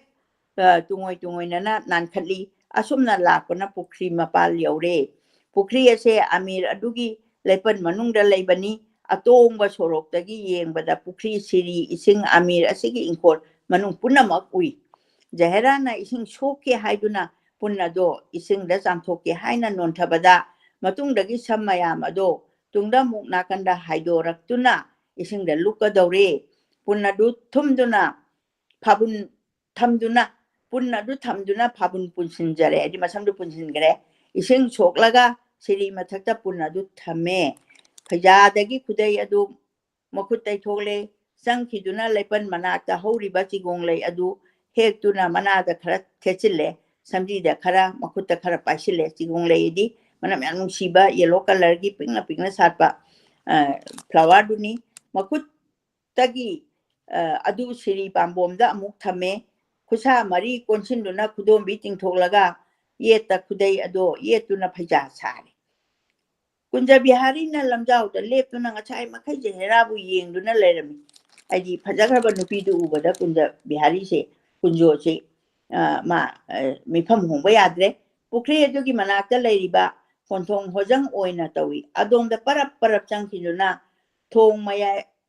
ꯃꯛꯇꯗ ꯆꯞ ꯆꯥꯅ ꯂꯦꯞꯄꯨꯔꯦ ꯖꯍꯦꯔꯥꯅ ꯄꯨꯟ ꯑꯗꯣ ꯃꯀꯣꯛꯇ ꯊꯣꯡꯒꯠꯂꯒ ꯁꯤꯔꯤ ꯄꯥꯝꯕꯣꯝ ꯃꯊꯛꯇꯒꯤ ꯆꯤꯒꯣꯡꯂꯩ ꯑꯗꯣ ꯈꯣꯝꯖꯤꯟꯗꯨꯅ ꯃꯈꯨꯠ ꯌꯦꯠꯅ ꯄꯥꯏꯔꯦ ꯃꯈꯨꯠ ꯑꯣꯏꯅ ꯄꯨꯟ ꯁꯦꯟꯅꯔꯤ ꯆꯠꯀꯦ ꯍꯥꯏꯗꯨꯅ ꯃꯃꯥꯏ ꯍꯦꯛ ꯂꯩꯊꯣꯔꯛꯄꯗ ꯀꯨꯟꯖꯣꯕꯨ ꯎꯔꯦ ꯃꯕꯥꯅꯤ ꯑꯍꯥꯟꯕ ꯎꯅꯕ ꯅꯨꯃꯤꯠꯅꯤ ꯀꯨꯟꯖꯣꯅ ꯀꯅꯥ ꯑꯃꯕꯨ ꯉꯥꯏꯔꯨꯕ ꯂꯩꯇꯅ ꯋꯥ ꯑꯃꯇ ꯍꯪꯖꯒꯦ ꯍꯥꯏ ꯖꯍꯦꯔꯥꯗ ꯖꯍꯦꯔꯥꯅ ꯀꯔꯤ ꯑꯣꯏꯔꯕꯅꯣ ꯍꯥꯏꯔꯒ ꯈꯨꯝꯕꯒ ꯍꯪꯕꯒ ꯀꯔꯤꯃꯠꯇ ꯀꯥꯟꯅꯗꯦ ꯃꯔꯛ ꯈꯖꯤꯛꯇꯪ ꯑꯁꯤꯗ ꯖꯍꯦꯔꯥꯅ ꯀꯨꯟꯖꯣꯕꯨ ꯀꯅꯥꯅꯣ ꯍꯥꯏꯅ ꯆꯥꯃꯔꯛ ꯍꯟꯅ ꯍꯪꯈꯔꯦ ꯑꯩꯗꯤ ꯃꯁꯤꯅ ꯑꯃꯨꯛ ꯋꯥ ꯉꯥꯡꯗꯕꯒꯤ ꯃꯥꯏ ꯊꯃꯣꯏꯒꯤ ꯋꯥꯐꯝꯅꯤ ꯀꯔꯤ ꯑꯣꯏꯔꯕꯅꯣ ꯍꯥꯏꯕ ꯑꯁꯦ ꯃꯆꯤꯟꯗ ꯊꯣꯔꯛꯄ ꯋꯥꯍꯩ ꯑꯅꯤꯇꯅꯤ ꯖꯍꯦꯔꯥꯁꯦ ꯀꯗꯥꯏꯗ ꯂꯩꯔꯤꯕꯅꯣ ꯍꯥꯏꯕꯁꯦ ꯃꯇꯣꯝꯇ ꯈꯪꯗꯔꯦ ꯕꯨꯙꯤ ꯇꯥꯗꯦ ꯀꯨꯟꯖꯣꯗꯤ ꯃꯇꯝ ꯈꯔꯒꯤ ꯃꯃꯥꯡꯗ ꯖꯍꯦꯔꯥꯕꯨ ꯎꯔꯛꯂꯗꯨꯅ ꯕꯨꯙꯤ ꯈꯤꯇꯪ ꯇꯥꯕ ꯑꯣꯏꯅ ꯊꯣꯛꯂꯦ ꯃꯪꯗ ꯃꯅꯤ ꯈꯨꯟꯕꯒꯨꯝꯅ ꯑꯅꯤ ꯑꯁꯤ ꯂꯩꯅꯩ ꯀꯨꯟꯖꯣꯅ ꯇꯣꯝꯕꯤ ꯕꯤꯕꯤꯒꯤ ꯌꯨꯝꯕꯨ ꯀꯗꯥꯏꯗ ꯑꯣꯏꯔꯕꯅꯣ ꯍꯥꯏ ꯖꯍꯦꯔꯥꯅ ꯁꯣꯝꯗꯅꯤ ꯍꯥꯏꯔꯒ ꯍꯣꯖꯪꯂꯣꯝꯗ ꯊꯣꯔꯛꯂꯤ ꯑꯁꯪꯕ ꯃꯅꯥ ꯃꯔꯛꯇ ꯉꯥꯡꯅ ꯁꯥꯠꯄ ꯕꯁꯟꯇꯤꯕꯨ ꯕꯁꯟꯇꯒꯤ ꯑꯌꯨꯛ ꯑꯉꯟꯕꯗ ꯁꯤꯠꯄ ꯅꯨꯡꯁꯤꯠꯅ ꯍꯨꯝꯕꯗ ꯃꯥꯏꯊꯣꯡ ꯇꯉꯥꯡ ꯂꯦꯡꯕꯒꯨꯝꯅ ꯇꯥꯁꯤꯟ ꯈꯣꯝꯖꯤꯟꯕ ꯅꯪꯍꯧꯗ꯭ꯔꯕ ꯃꯅꯤꯡ ꯇꯝꯕ ꯐꯤꯖꯦꯠꯀꯤ ꯏꯀꯥꯏ ꯍꯪꯒꯣꯏꯕꯒ ꯂꯣꯏꯅꯅ ꯆꯦꯟꯁꯤ ꯆꯦꯟꯉꯝꯗ ꯀꯨꯟꯖꯣꯒꯤ ꯃꯃꯥꯡꯗꯨꯗ ꯂꯦꯞꯆꯔꯦ ꯀꯨꯟꯖꯣꯅ ꯅꯤꯡꯕꯅ ꯉꯁꯥꯏ ꯊꯣꯔꯛꯄ ꯂꯝꯕꯤ ꯑꯗꯣꯝꯗ ꯍꯟꯈꯤꯒꯗꯕꯣꯏ ꯅꯤꯡꯕꯅꯤ ꯑꯗꯨꯕꯨ ꯀꯨꯟꯖꯣꯗꯣ ꯀꯣꯟꯊꯣꯡ ꯃꯌꯥꯏꯗ ꯂꯦꯞꯄꯗꯒꯤ ꯏꯔꯩ ꯂꯩꯊꯣꯛꯇꯦ ꯅꯛꯅꯔꯦ ꯖꯍꯦꯔꯥꯅ ꯆꯪꯁꯤꯜꯂꯛꯄꯁꯤ ꯃꯅꯥꯗ ꯆꯤꯜꯂꯤꯕ ꯃꯈꯨꯠꯇ ꯄꯥꯏꯔꯤꯕ ꯆꯤꯒꯣꯡꯂꯩ ꯃꯅꯝ ꯑꯗꯨ ꯐꯥꯎꯔꯦ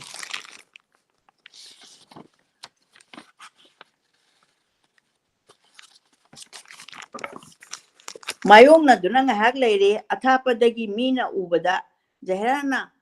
ꯖꯍꯦꯔꯥꯅ ꯊꯣꯛꯆꯒꯦ ꯇꯧꯕꯗ ꯀꯨꯟꯖꯣꯅ ꯊꯠꯄ ꯑꯣꯏꯅ ꯎꯔꯦ ꯋꯥꯗꯤ ꯏꯉꯥꯡ ꯉꯥꯡꯅꯗꯦ ꯍꯥꯏꯕꯗꯤ ꯑꯔꯥꯟꯕ ꯑꯃ ꯂꯩꯔꯦ ꯖꯍꯦꯔꯥ ꯄꯣꯛꯄꯗꯒꯤ ꯀꯨꯟꯖꯣꯒꯨꯝꯕ ꯎꯖꯔꯛꯇ꯭ꯔꯤ ꯀꯨꯟꯖꯣꯅꯁꯨ ꯄꯣꯛꯄꯗꯒꯤ ꯖꯍꯦꯔꯥꯒꯨꯝꯕ ꯎꯖꯔꯛꯇ꯭ꯔꯤ ꯍꯥꯏꯕ ꯑꯁꯤꯃꯗꯤ ꯏꯅꯤꯡ ꯅꯤꯡꯅꯔꯦ ꯑꯩ ꯊꯣꯛꯆꯒꯦ ꯇꯨꯡ ꯏꯟꯕꯤꯔꯛꯎ ꯌꯨꯝ ꯇꯥꯛꯆꯒꯦ ꯍꯥꯏꯒꯗꯕꯁꯨ ꯉꯝꯗꯔꯦ ꯃꯀꯣꯛꯇ ꯑꯆꯧꯕ ꯄꯨꯟ ꯏꯁꯤꯡ ꯍꯥꯞꯄ ꯑꯃ ꯄꯨꯔꯤꯕꯗꯣ ꯄꯨꯔꯤ ꯍꯥꯏꯕ ꯖꯍꯦꯔꯥ ꯈꯪꯗꯔꯦ ꯀꯨꯟꯖꯣꯒꯤ ꯃꯥꯡꯗ ꯂꯦꯞꯄ ꯑꯁꯤꯅ ꯖꯍꯦꯔꯥꯒꯤ ꯑꯣꯟꯊꯣꯛꯅ ꯂꯨꯝꯕ ꯄꯣꯠ ꯑꯃ ꯑꯣꯏꯔꯦ ꯎꯕ ꯂꯦꯞꯄ ꯉꯝꯗꯔꯦ ꯖꯍꯦꯔꯥ ꯇꯅꯤꯛꯏ ꯁꯣꯔ ꯆꯥꯎꯏ ꯀꯔꯤꯒꯤ ꯑꯔꯨꯝꯕꯅꯣ ꯑꯁꯤꯅꯤ ꯍꯥꯏꯕ ꯄꯣꯠꯁꯛ ꯅꯥꯏꯕ ꯄꯣꯠ ꯅꯠꯇꯦ ꯃꯃꯤꯡ ꯈꯪꯗꯦ ꯆꯩꯁꯨ ꯑꯅꯤ ꯄꯥꯏꯔꯕ ꯃꯤꯗ ꯀꯣꯟꯊꯣꯡ 8 ꯍꯥꯞꯆꯤꯟꯕꯗ ꯄꯨꯏ ꯍꯥꯏꯕ ꯈꯪꯗꯅ ꯄꯨꯕ ꯉꯝꯕ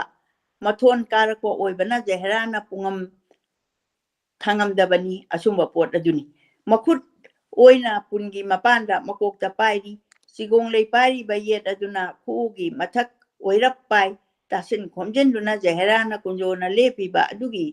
ꯑꯣꯏꯔꯣꯝꯗ ꯌꯦꯠꯂꯣꯝꯗ ꯅꯞꯁꯤꯟꯗꯨꯅ ꯆꯠꯀꯦ ꯍꯥꯏꯕꯒꯤ ꯃꯇꯥ ꯑꯗꯨ ꯎꯠꯂꯦ ꯀꯨꯟꯖꯣꯅ ꯆꯠꯀꯦ ꯍꯥꯏꯕꯤꯕꯔꯥ ꯍꯥꯏꯕ ꯚꯥꯞ ꯑꯗꯨ ꯍꯥꯏꯐꯦꯠ ꯆꯤꯡꯅꯗꯨꯅ ꯈꯤꯇꯪ ꯊꯩꯗꯣꯛꯄ ꯖꯍꯦꯔꯥꯗꯣ ꯀꯣꯟꯊꯣꯡ ꯑꯗꯣꯝꯗ ꯊꯣꯛꯈ꯭ꯔꯦ ꯁꯦꯝꯗ꯭ꯔꯕ ꯑꯃꯟꯕ ꯑꯣꯏꯅ ꯇꯧꯕ ꯃꯤꯅ ꯁꯟꯅ ꯆꯠꯄ ꯂꯝꯕꯤ ꯑꯃꯒꯤ ꯃꯇꯨꯡ ꯏꯟꯅ ꯖꯍꯦꯔꯥ ꯆꯠꯈ꯭ꯔꯦ ꯀꯨꯟꯖꯣꯅ ꯉꯥꯏꯍꯥꯛ ꯂꯦꯞꯍꯧꯔꯦ ꯊꯣꯔꯛꯂꯒ ꯈꯪꯕ ꯃꯩꯇꯩ ꯄꯨꯔꯥꯟꯒꯤ ꯑꯥꯔꯊꯒꯨꯝꯅ ꯀꯨꯟꯖꯣꯗꯣ ꯇꯨꯡ ꯏꯜꯂꯛꯎ ꯍꯥꯏꯔꯤ ꯃꯥꯜꯂꯦ ꯍꯥꯏꯗꯨꯅ ꯃꯇꯨꯡꯗ ꯊꯥꯞꯂꯞ ꯏꯜꯂꯛꯏ ꯀꯨꯟꯖꯣꯒꯤ ꯈꯣꯡꯊꯥꯡ ꯁꯧꯃꯗꯣ ꯖꯍꯦꯔꯥ ꯇꯥꯗ꯭ꯔꯕꯗ ningjing mangjing na handuna nakchet oirap yang thorai Jahera na khalai ai di pangkhare da somda sum chapiu haina mang than jaram labadi nungai jaram gani da haina khale kunjogi mamangda mana chatpa se makong thang ba thok tare upunda di khudi upunda khudi thile ngasai ningthi nungai na punki deba masam modu su thok tuna pomchai chai na tarage samji da theli ba sigong le mayam ado upun mathakta matik cha dana ta hore lei ta hawa do kunjona amatta manghan dana khunduna phurkhaw hapsille lei ase khunki haiba se matunghlomda ta hawbani jehra ude madi mangda chatpa dona thokle kunjodi bhap onthokna tan chat masida ani suba chapter loisinja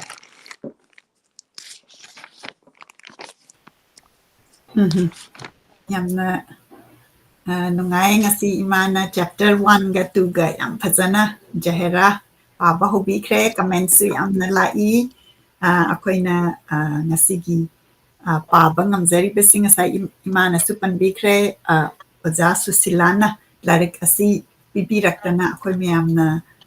larik si phang bata yamna waraba akoina bookstore da hangjabada su ngasi phang dre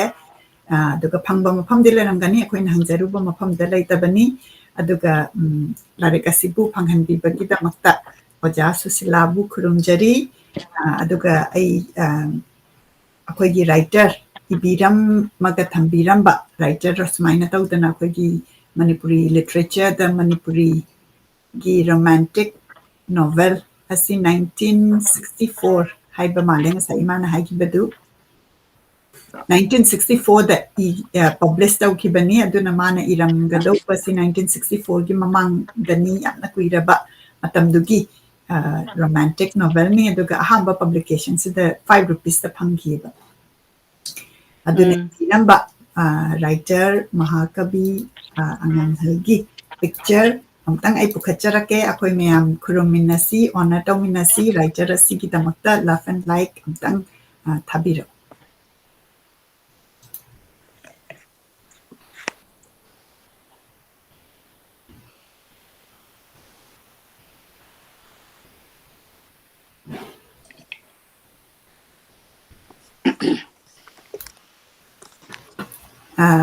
writer asi akoina honor tawraba matungda akoigi pabiriba imagi damakta love and like thabirau akoi imana akoigi damakta yamna Saturday si paba loiraba matungda muk akoi si recording Tuesday ga Thursday ga damuk ta hokalaga muk imana akoigi meng gi damakta library si thamasi haibadagi tabet yawgidana akoi meyam recording tawbiri aduna imagi damakta imagi love and like yam thabira I ngasai imana so haibado imagi di yamna listener sing magi kanoni love and like mut kre masidi kita thabira ko aduga replay da tawba sing su so idana love and like adagi comment thabira u imana yamna akoigi listener sing siga interact tawba magi comment si tabada yamna luna lawjabani aduna adomna akoigi motivation level henkat hanpase adomna yengbiba adomgi comment na ni haina I thamjage comment yamna lai adubu imasu 40 minutes hena pabagi ngatang pothabiyu marak sida yamna nungaiba ngasi aina last week da akoigi initiative ama 1 million heroes haidana initiative book series ama taubagi initiative si tabada we have 2 special guests Nomita and Sweta and I have invited them so that they can share about the book and there is a great art contest aduna akoi meyam taminasi ai amta khacharake Nomita ga Sweta ga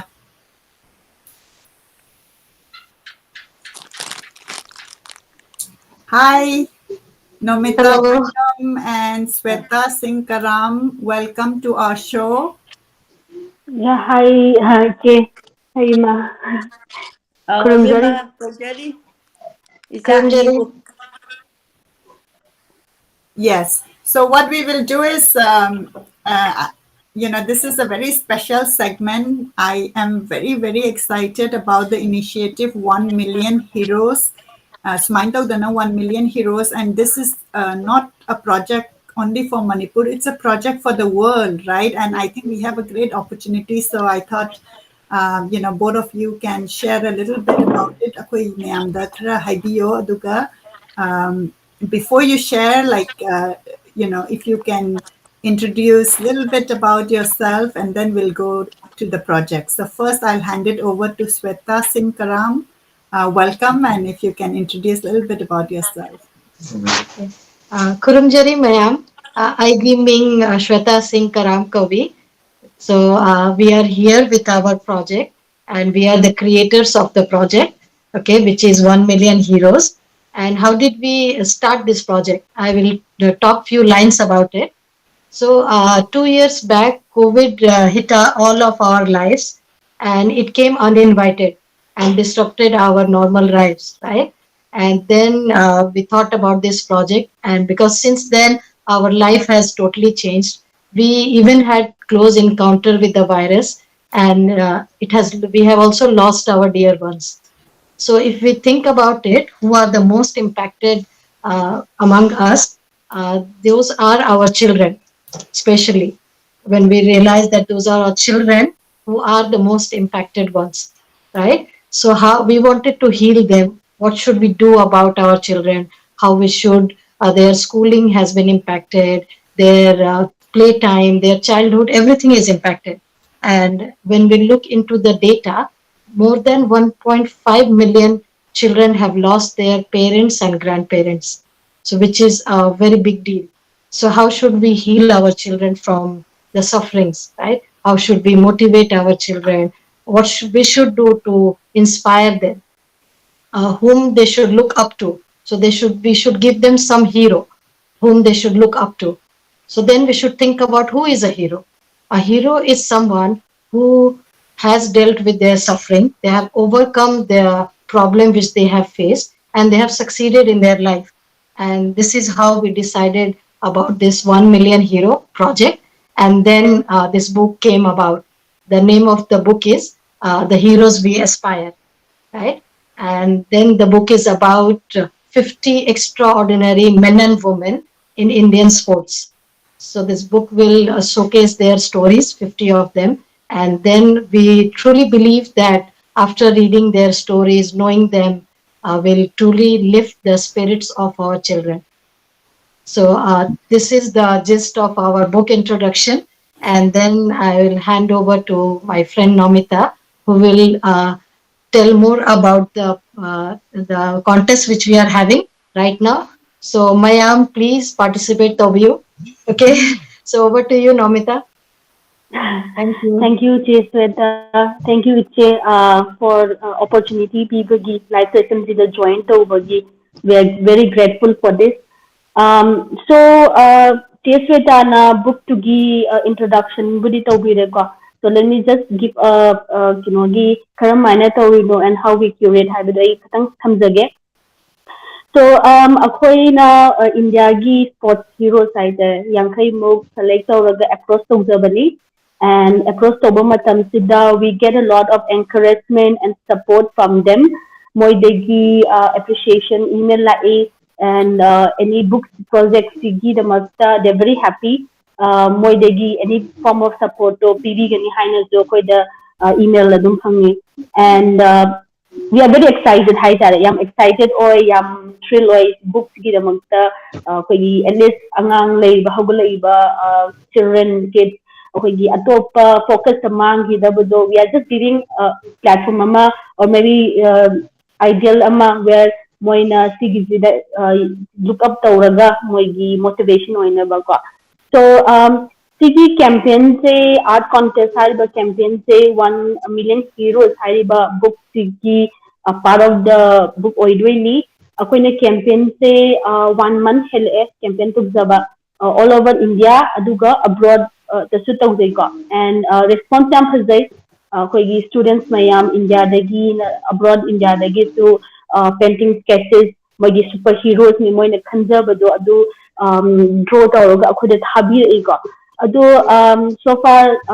unfortunate haigada Manipur dagi amata phangdri ko ado ichegi platform finding the voices say among the youth of Manipur dagi dasu kadang familiar oibanina ichegi through the aina akoigi Maitai or Manipuri or any other akoigi community leriba students mayam haitare ko Manipur da or even North East haitare moidu the result tongninge ki noi cat matam kadang laiba matam da noi hijaba noi na look up tauba superhero sportsman haitare ko sportsman and women maybe Olympian or yai karal Olympic or yai moigi catches to biro aduga akoy the thabiro 1 million heroes high la page adum Instagram pages laigani Facebook page laigani or details to itazum share to jaramge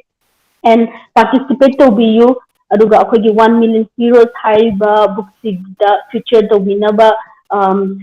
akoy drawing sing jo thabiro aduga sigi competition je charges laiti ko it's free of cost just angang haigada niece nephews then mogi student mayam duna they just have to share mogi painting to akhoi the share to bira pakhata or the thank you. Okay, thank you so much for sharing. First off, Sweta, if you can confirm my understanding is correct. So this book is going to feature 1 million heroes all over the world, and India has got 50 slots for Indian sports star. Is that correct? So this is like 1 million heroes is our like lifetime project. So Okay, we got are it. sure going to reach there. So to start with, our first book, we have selected 50 sports stars from India. So yes, Got it it. will Okay, got feature it. All right. international Wow. stars also. Yes. Yeah, and the inspiration is so awesome, and I'm so happy that your project is thinking about children and kids, and the number what you gave is 1.4 million loss of parents and Yes. grandparents, and we can really imagine, right, when we do the grieving process, sometimes we forget about children, Yeah. how are they coping up. And so first off, like a great thank you, a great thagachari to this initiative. And to what Nomita had said, right, 50 we are going to be curating 50 people from India, and of course, Manipur plays a very important role, in the sports world. And Yeah. it is a little disappointing to what Nomita is reporting that this has been there and we have not got any submission from Manipur. But I think that is got to do with more on people not knowing about it, and I am very positive that our listeners are going to take action. This is our opportunity. Akoina sidai sidai yauragadi akoigi Manipur da gi sports star medal pora ipa akoigi India gi ming chat pora iba si akoina honor taubaduni aduga angangsing da moi gi maram da takpaduni. And one of the gap we have always said that, oh, people are not writing about Manipur, people are not featuring Manipur people, and I think this is a great opportunity. So to all our listeners, do look up. I'm going to link this website, and do participate. And like Nomita said, there is no registration fees. You could. All we need is your inspiration and your art. Yes, Che. Yeah. And to Tell us a add little bit on, about the prices. yeah, I thought I saw something about the price and Yeah, we have a prize for the winners, solicited people, the winners. Prize so akwai kinogi promotion or maybe campaign to the adum yaubani to the akwai 1 million heroes hariba Facebook or maybe Insta page dasu details adum yaubi bani. So moina tag tawbirakpa yagani, DM tawbirakpa yagani, moina kaygumba sketches or painting to later. okay. All right. So I'm looking forward for art, and just to name a few, right? I mean, of course, we have Mary Com, very popular, Mirabai, Sushila Chanu, Laishram Sarita, Kunjarani, Dinko, Devendra, so many in many different sports. Yeah. You have the creativity, you can, pick somebody whom you want to feature. So inviting everybody, and definitely, I would love to see the art also. So tag Finding the Voices, Library of Manipur, and whatever we can to support to ensure that we have participation in this art contest, that would be great. Yeah, I Let say me just last to mention once, I mentioned tauba ka hawe akoigi book sida akoigi sport Manipur gi hai tar sport star khara yawi ka sport idol khara yawi ka Kunjarani Bembem Sanatoy akoigi book sida already apart. So moigi so moigi already sketches and moigi history moigi hai dena agi so yawo kan. Yeah, so I just want to do a shout out the platform je okay hana de follow to ko adegi we look up to them interaction section koi yam learn to bagi platform amo je phange so mayam je follow to view tegi page mayam khang learn to minaji takho minaji koi heritage route culture route to intact hamna ba tegi page follow to biraga adum every week session lay ni se dum tabi you haizaning. thank Thank you. you. Thank you for your kind words. Yeah. Any last words, Sweta, from you? Say you are doing a very great job, and we look up to you, and that's why we chose also to that you gave us opportunity, and we also came to your platform to share about our book. So in future also during the release, we will again come and share our book release on your platform. Yeah, Okay. definitely. I'm all here to promoting, initiatives about Manipur and focusing more on uplifting, empowering, projects. And definitely 1 Million Heroes is a great initiative. And to all our listeners, for your participation, I would also like to add on, our Thagachari gift, which is a journal, which is a diary, made out of art created by me. So whoever is doing the art and submitting, do tag us. And, we really want this positive vibe. And what better thing could it be, right? You open the book and you see the sports stars of Manipur, and you, with your creativity. So a great opportunity for Manipur, for sports stars of Manipur, and the artists of Manipur. So looking forward for your submission. So yeah, happy to collaborate, in future. Thank you so much for taking the time to join us and share about this special project. Thank you, Sweta and Nomita. Thank Thank you, you, Che. Cherry. I got Cherry Bye. 101. Thank you, Cherry. Hagachari.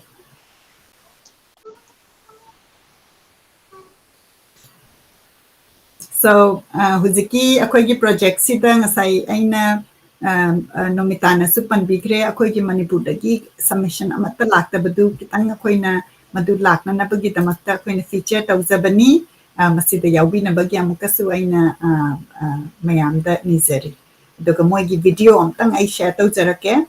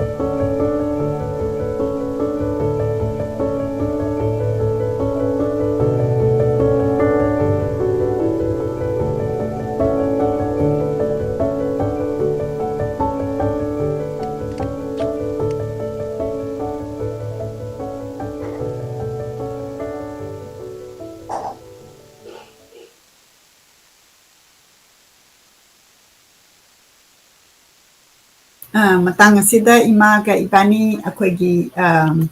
comment leibasi amtang akhoi paminasi ima na ngasai gi akhoi art contest sports star gi sitaba da ima kari phaubi ꯅꯍꯥꯛꯁꯤꯡꯁꯤ ꯑꯗꯨꯃꯥꯏꯅ ꯃꯣꯏꯅ ꯄꯨꯊꯣꯛꯆꯗꯅꯒ ꯑꯃꯒ ꯑꯃꯒ inspire ꯇꯧꯅꯕꯗꯨ ꯌꯥꯝꯅ ꯐꯩꯌꯦꯅ ꯑꯗꯨꯃꯥꯏꯅ ꯂꯧꯏ aduna akhoi gi art ki duda akhoi manipur gi yauraktaba dudani moina yamna wajadana akhoi manipur gi mi yaura roi haina akhoi na promo hena tawjabaduni aduna soidana angang sing da madugi project tu akhoi gi viewers sing na amtang yaw hanna bagi amtang tawbiyoina haijake comment khara lokhachage pumnamakna akhoi gi Saturday show sida huzik phau tabi bagi adagi replay da sum tabi bagi replay da yamna comment nungsiba dum yam lai akhoi na paba madu catch up tau banang dragasu replay tabi basing gi comments akhoi na toina mak pajai yamna nungsi aduga akhoi gi special shout out to Assam gi listener aduga Manipur gi listener da akhoi gi si anauba da Assam dagi anauba yamna yankhatpirai literature pambiba mayamna Kingston mangsa tabamna khurumjari luwang sangbam dagi yengbirakpani Briny moirang themna khurumjari abok and nene trong laubi makha laikai kwakta dagi yengbirai Shashikanta Hidang Mayum yengbirai none parking dagi Kingston na coming date 16 da laiba exam du da Jahera asi syllabus manung challi haina ibirai aduna Jahera asi syllabus da yawbanina imana khoigi pabasida explanation su adum yawbi banina masi yamna adum student ki dikana basu oigeni akhoi na nungai na batabani dana Kingston ai kainomta matangsida yam nungai morning gi da su Kingston thi adum tabiba aiga yamna chanaba nusiba oire adu parikha gi sigi manung sida karamba matang pambibage adu kamaina tauge kaigumba kitang apamaga so adum habiro aigidi adum aina khangbang he adum haidar ai adum Kingston gi damak aduga atopa gi damak so ai lecture leibanina ai adum Kingston yaragana nangi phone number do aingonda amtang natragana aigi phone thaba haite aduna Kingston gi phone se aingonda thabiro amtang Kingston se aina so hangena kuire ma tara ike morning gi yamalinge de papa de su Kingston se adum kana tawba tabiba haibadi yamna kai haini literature da interest leiragadi aina ngasi hingi sisu literature da interest leiraga hingakpanina lifeline go manabanina yam nungsi haibe wani da loina bang nungsi adoisu aina maming toina aduga amukasu ngasagi syllabus yawi haibanina parikha du mayana agadi question na answer gumbase aina kitang hairaga ai answer ga irasu aina sidi yam ka hena lubadi oidabane adumuna padadi adab aduna akoina novel ama parakpada syllabus da yaurakanda student na karamba question lai kaise masigi interaction adomna interest lai biragadi akoi sinjarake private oina aduga akoi mayam adum khanan naina minasi magi character magi maduda yauriba wari du da hangba dagi akoi gi different perspective akoi gi lauba khutba adugumbagi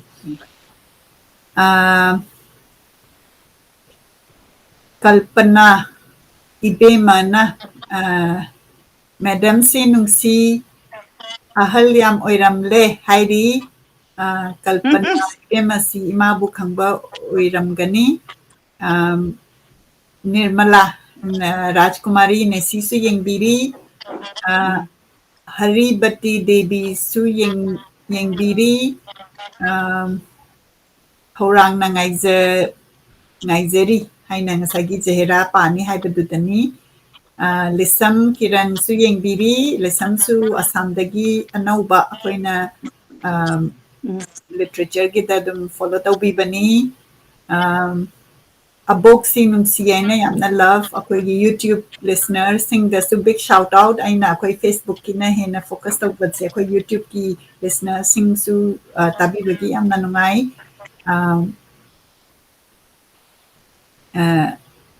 Jamuna Laishram yengbiri nene Jamuna si yengbiri malem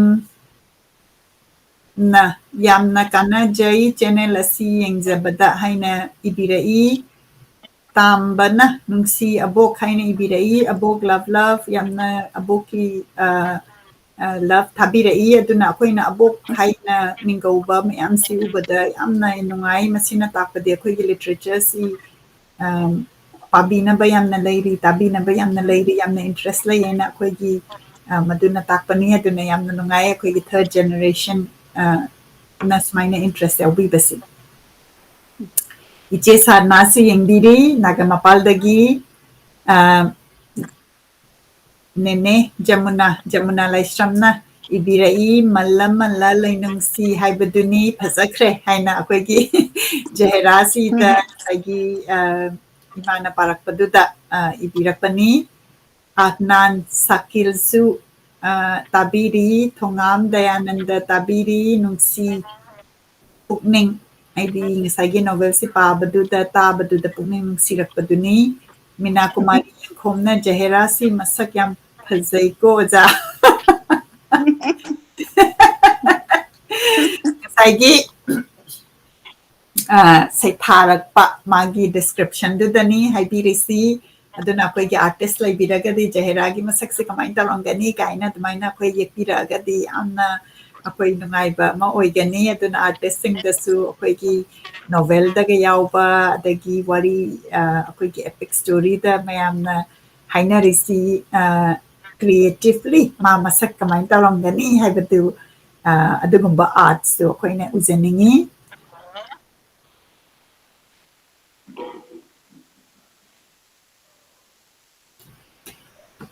huyam biskerasna karamna thibano yamna nungai haina ibirai ngasagi wari maraktugi comment ni haribati devi na yamna phazai yamna sunungai thagachari babina ibirai babi sorai samna yamna nungai jakre jena nauna amok tahan biba thagachari haina ibirai Thongam Dayananda tabiri Thongnaujam Sham Singha tabiri Thongnaujam Sham Singha busu khurumjari amna du literature gi tamakta yamna interest laiba adum tabi bagi tamakta aduga contribute to bagi tamakta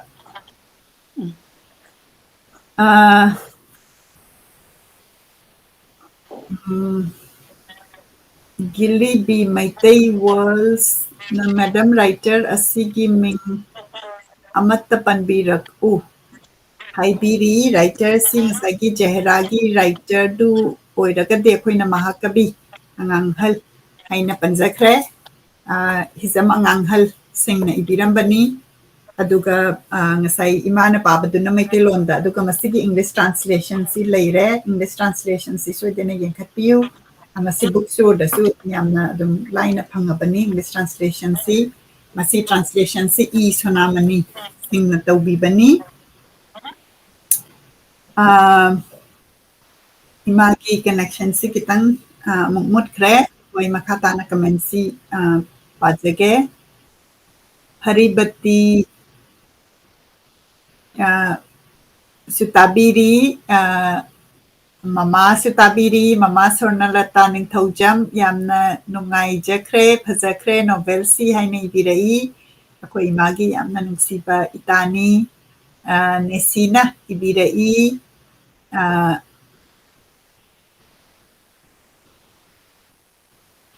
Nirmala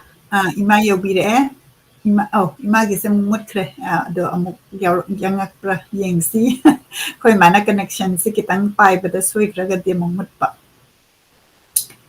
Nirmala Rajkumari na ibirai yamna nungai ojana pabatabada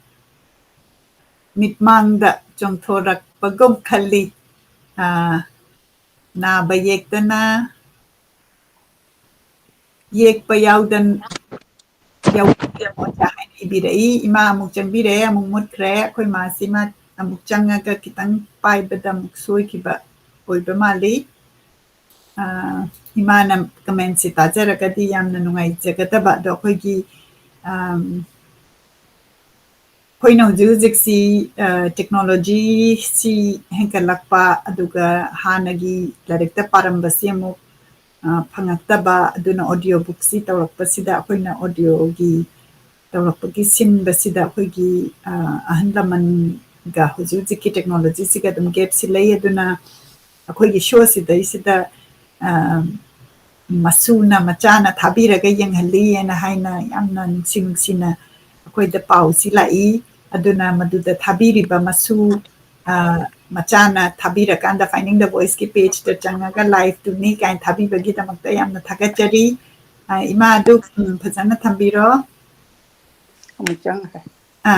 ꯌꯥꯔꯦ ꯌꯥꯔꯦ ꯑꯗꯣ ꯏꯃꯥꯗ ꯑꯩꯅ ꯇꯥꯍꯟꯅꯤꯡꯕ ꯀꯃꯦꯟ ꯑꯃꯨꯛꯇꯪ ꯍꯟꯖꯔꯛꯀꯦ ꯑꯃꯨꯛ ꯃꯨꯠꯈ꯭ꯔꯦ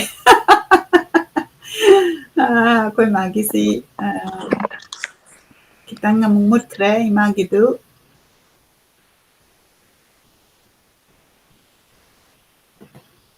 amuk lae ima adudagidi as mutkre amuk aduna imagisi hek yaraga amuk mutkiba oiba the imanadi comment si tabada yamna mangonda haraujaba aduna ina tahaningba haitare kona mana amuk puthoakanda comment se thiba amuk Facebook ta haitaba adugi gap tu neba koina fill in tawzarisi aduna ima yare paibirurano adum thambiro akoi minute ani ohum dang tawraga aduna aina imada tahbiyo ima haibiyo amtang pathopiro ai yam taningbagi khawrangbadu oire okay adagi imagi ita yamna nungsi bi aina mama haina kaujaba mama Sarnalata Ningthaujamna comment ibirai yamna nungai khre phajakre novel si haina ibirai aduga Nesti Nirmala Rajkumari ne ibirai yamna nungai ojana pabata bada mitmangda chongthorakpagum khali naba yekpa yaubino oja haina ibirai thagachari oja Kunolataga ibema Rajkumariga ai baton si thengna tawjagrabani padurini dagi Thaunaujam Sam Singhana yam nungsina ibirai mamagi hanba leitaba thauna bu kalakchai haina ibirai yam nungsina akoi mana akoi gidamakta pabiba dagi leptana yam consistent oina focus ama yauna pabiba du gi thagatpani ainasu akoi mana akoi mayam tawbirisi record tawradi adum masi adum leihoragatabani future generation gi matam amata akoina Jahera si thiba phangaroi adagi mete me paba thoktaba adagi Bengali script ki kenosina mangkhraba matamduda akoina masigi audio si amna mamal leiba akoina Africa da Manipur ningsang akanda Manipur gi maranda kenoma taningba kanda tabiba adagi Australia gi kachin namadagi tabiba smain tawdana yamna nungsiba adugumbagi sagatchabani masida imagi yamna chauba thaudang ama pubiri akoigidamakta Haribati Devi na ibirai great thanks for this information masagi akoigi art keno art ki share tawbadugi maramda ibirakpa mali art ki du soida namta yaubiyo akoigida nungaite tabada Manipur state sports star na thallaba India gi maming purakpa aduga sports hero gi larik ama phomge art ki thabirao haibasida Manipur gi sports star gi kaimta phangatre iche na ingonda lirakpane daidi aina adudi akoi myam khangdabagi oramgani lauthokasina lauthokchare aduna adongi icha adongi angangsing leiragadi madugi website to amtang yankhatpiyo aduga amtang participate tawhanbiyu sketch art aduga akoigidi sports si khanbadasu yamna leire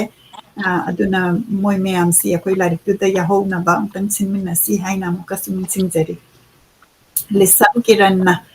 yamna nungai jai iche Monica bu loisin lakpasida mukhanna thakachari imasi amna nusi jai hai akoi masi amna nusi bani aina labna leibesita akoi project sina su akoi gi connection si smaina project ama to mina basi aigi ima oina oiragasu akoi kalik oina smaina tawrakpasigi opportunity phangpasina matam hena benminaba ngamba haitare ko akoi sigi thabak sigi wari sanaba de kari pasige de ki kamai tausige kaina adugumbagi amna tanaba khotpa tauba masini ado imana ini last kari haibining balai biri akoi gisi loisinaba matangdi yauzare aina hangatsagadaba haibabu yengbiriba punama kaidana adum leibirambado matangi shotu da so adum maming se aigi kokta loine ichalaga thamgre aduna adumain tawraga punamak nade kana ai adum pajage jeje so ai ahum suba matang yam tele miyamna bu biato matam kaitupi ge harati ai di ahum suba tang ta suba page na tik mak tawjabani adai ngasai gi matam su kitang sangdokhragadi time gi boundary ama leibanani ado ai mathangi Saturday da su ai Jahera se adum keno adum mathang continuously ai paja gani aina nga shona ingon thaujan dadi aduna ngasi yengbiri bapuna maku amuka sohanna yamna thagachari aduga nuksiba phongdokchari aduga loina na puna makuno chari Sikata haijaraga matangi Saturday da Jahera amuk ahum suba matang si tawjarage yam teli hujiksu pago haiba ani khak pu message da laaga de ay adum pajage kayino da ai di lari si phangbada waba loina kauktokreba kayino phangaroidra ina commitment piruraganda ai singammaroidra ina tawbadagi ai gi naw susilana yamna hekta layamna ai monda last oina hangbane ate dum thabirakadra kamai tawke kain thum ngai leibada matam si tasalamne aingona mental tension am leithokraeba aduga last ai naw sida amta di hangage masi am section bai naw ni ko ina tinarakpani ko ina ai hangbada che mamadu kaino tawre na daina pirakpado adugi mikurtu so aina chupau paujaro matang sida akoi mathangi session da mo akoi chapter 3 dagi pabagi mo akoi nai minarasi losinjarage ngasigi punama pukurumjari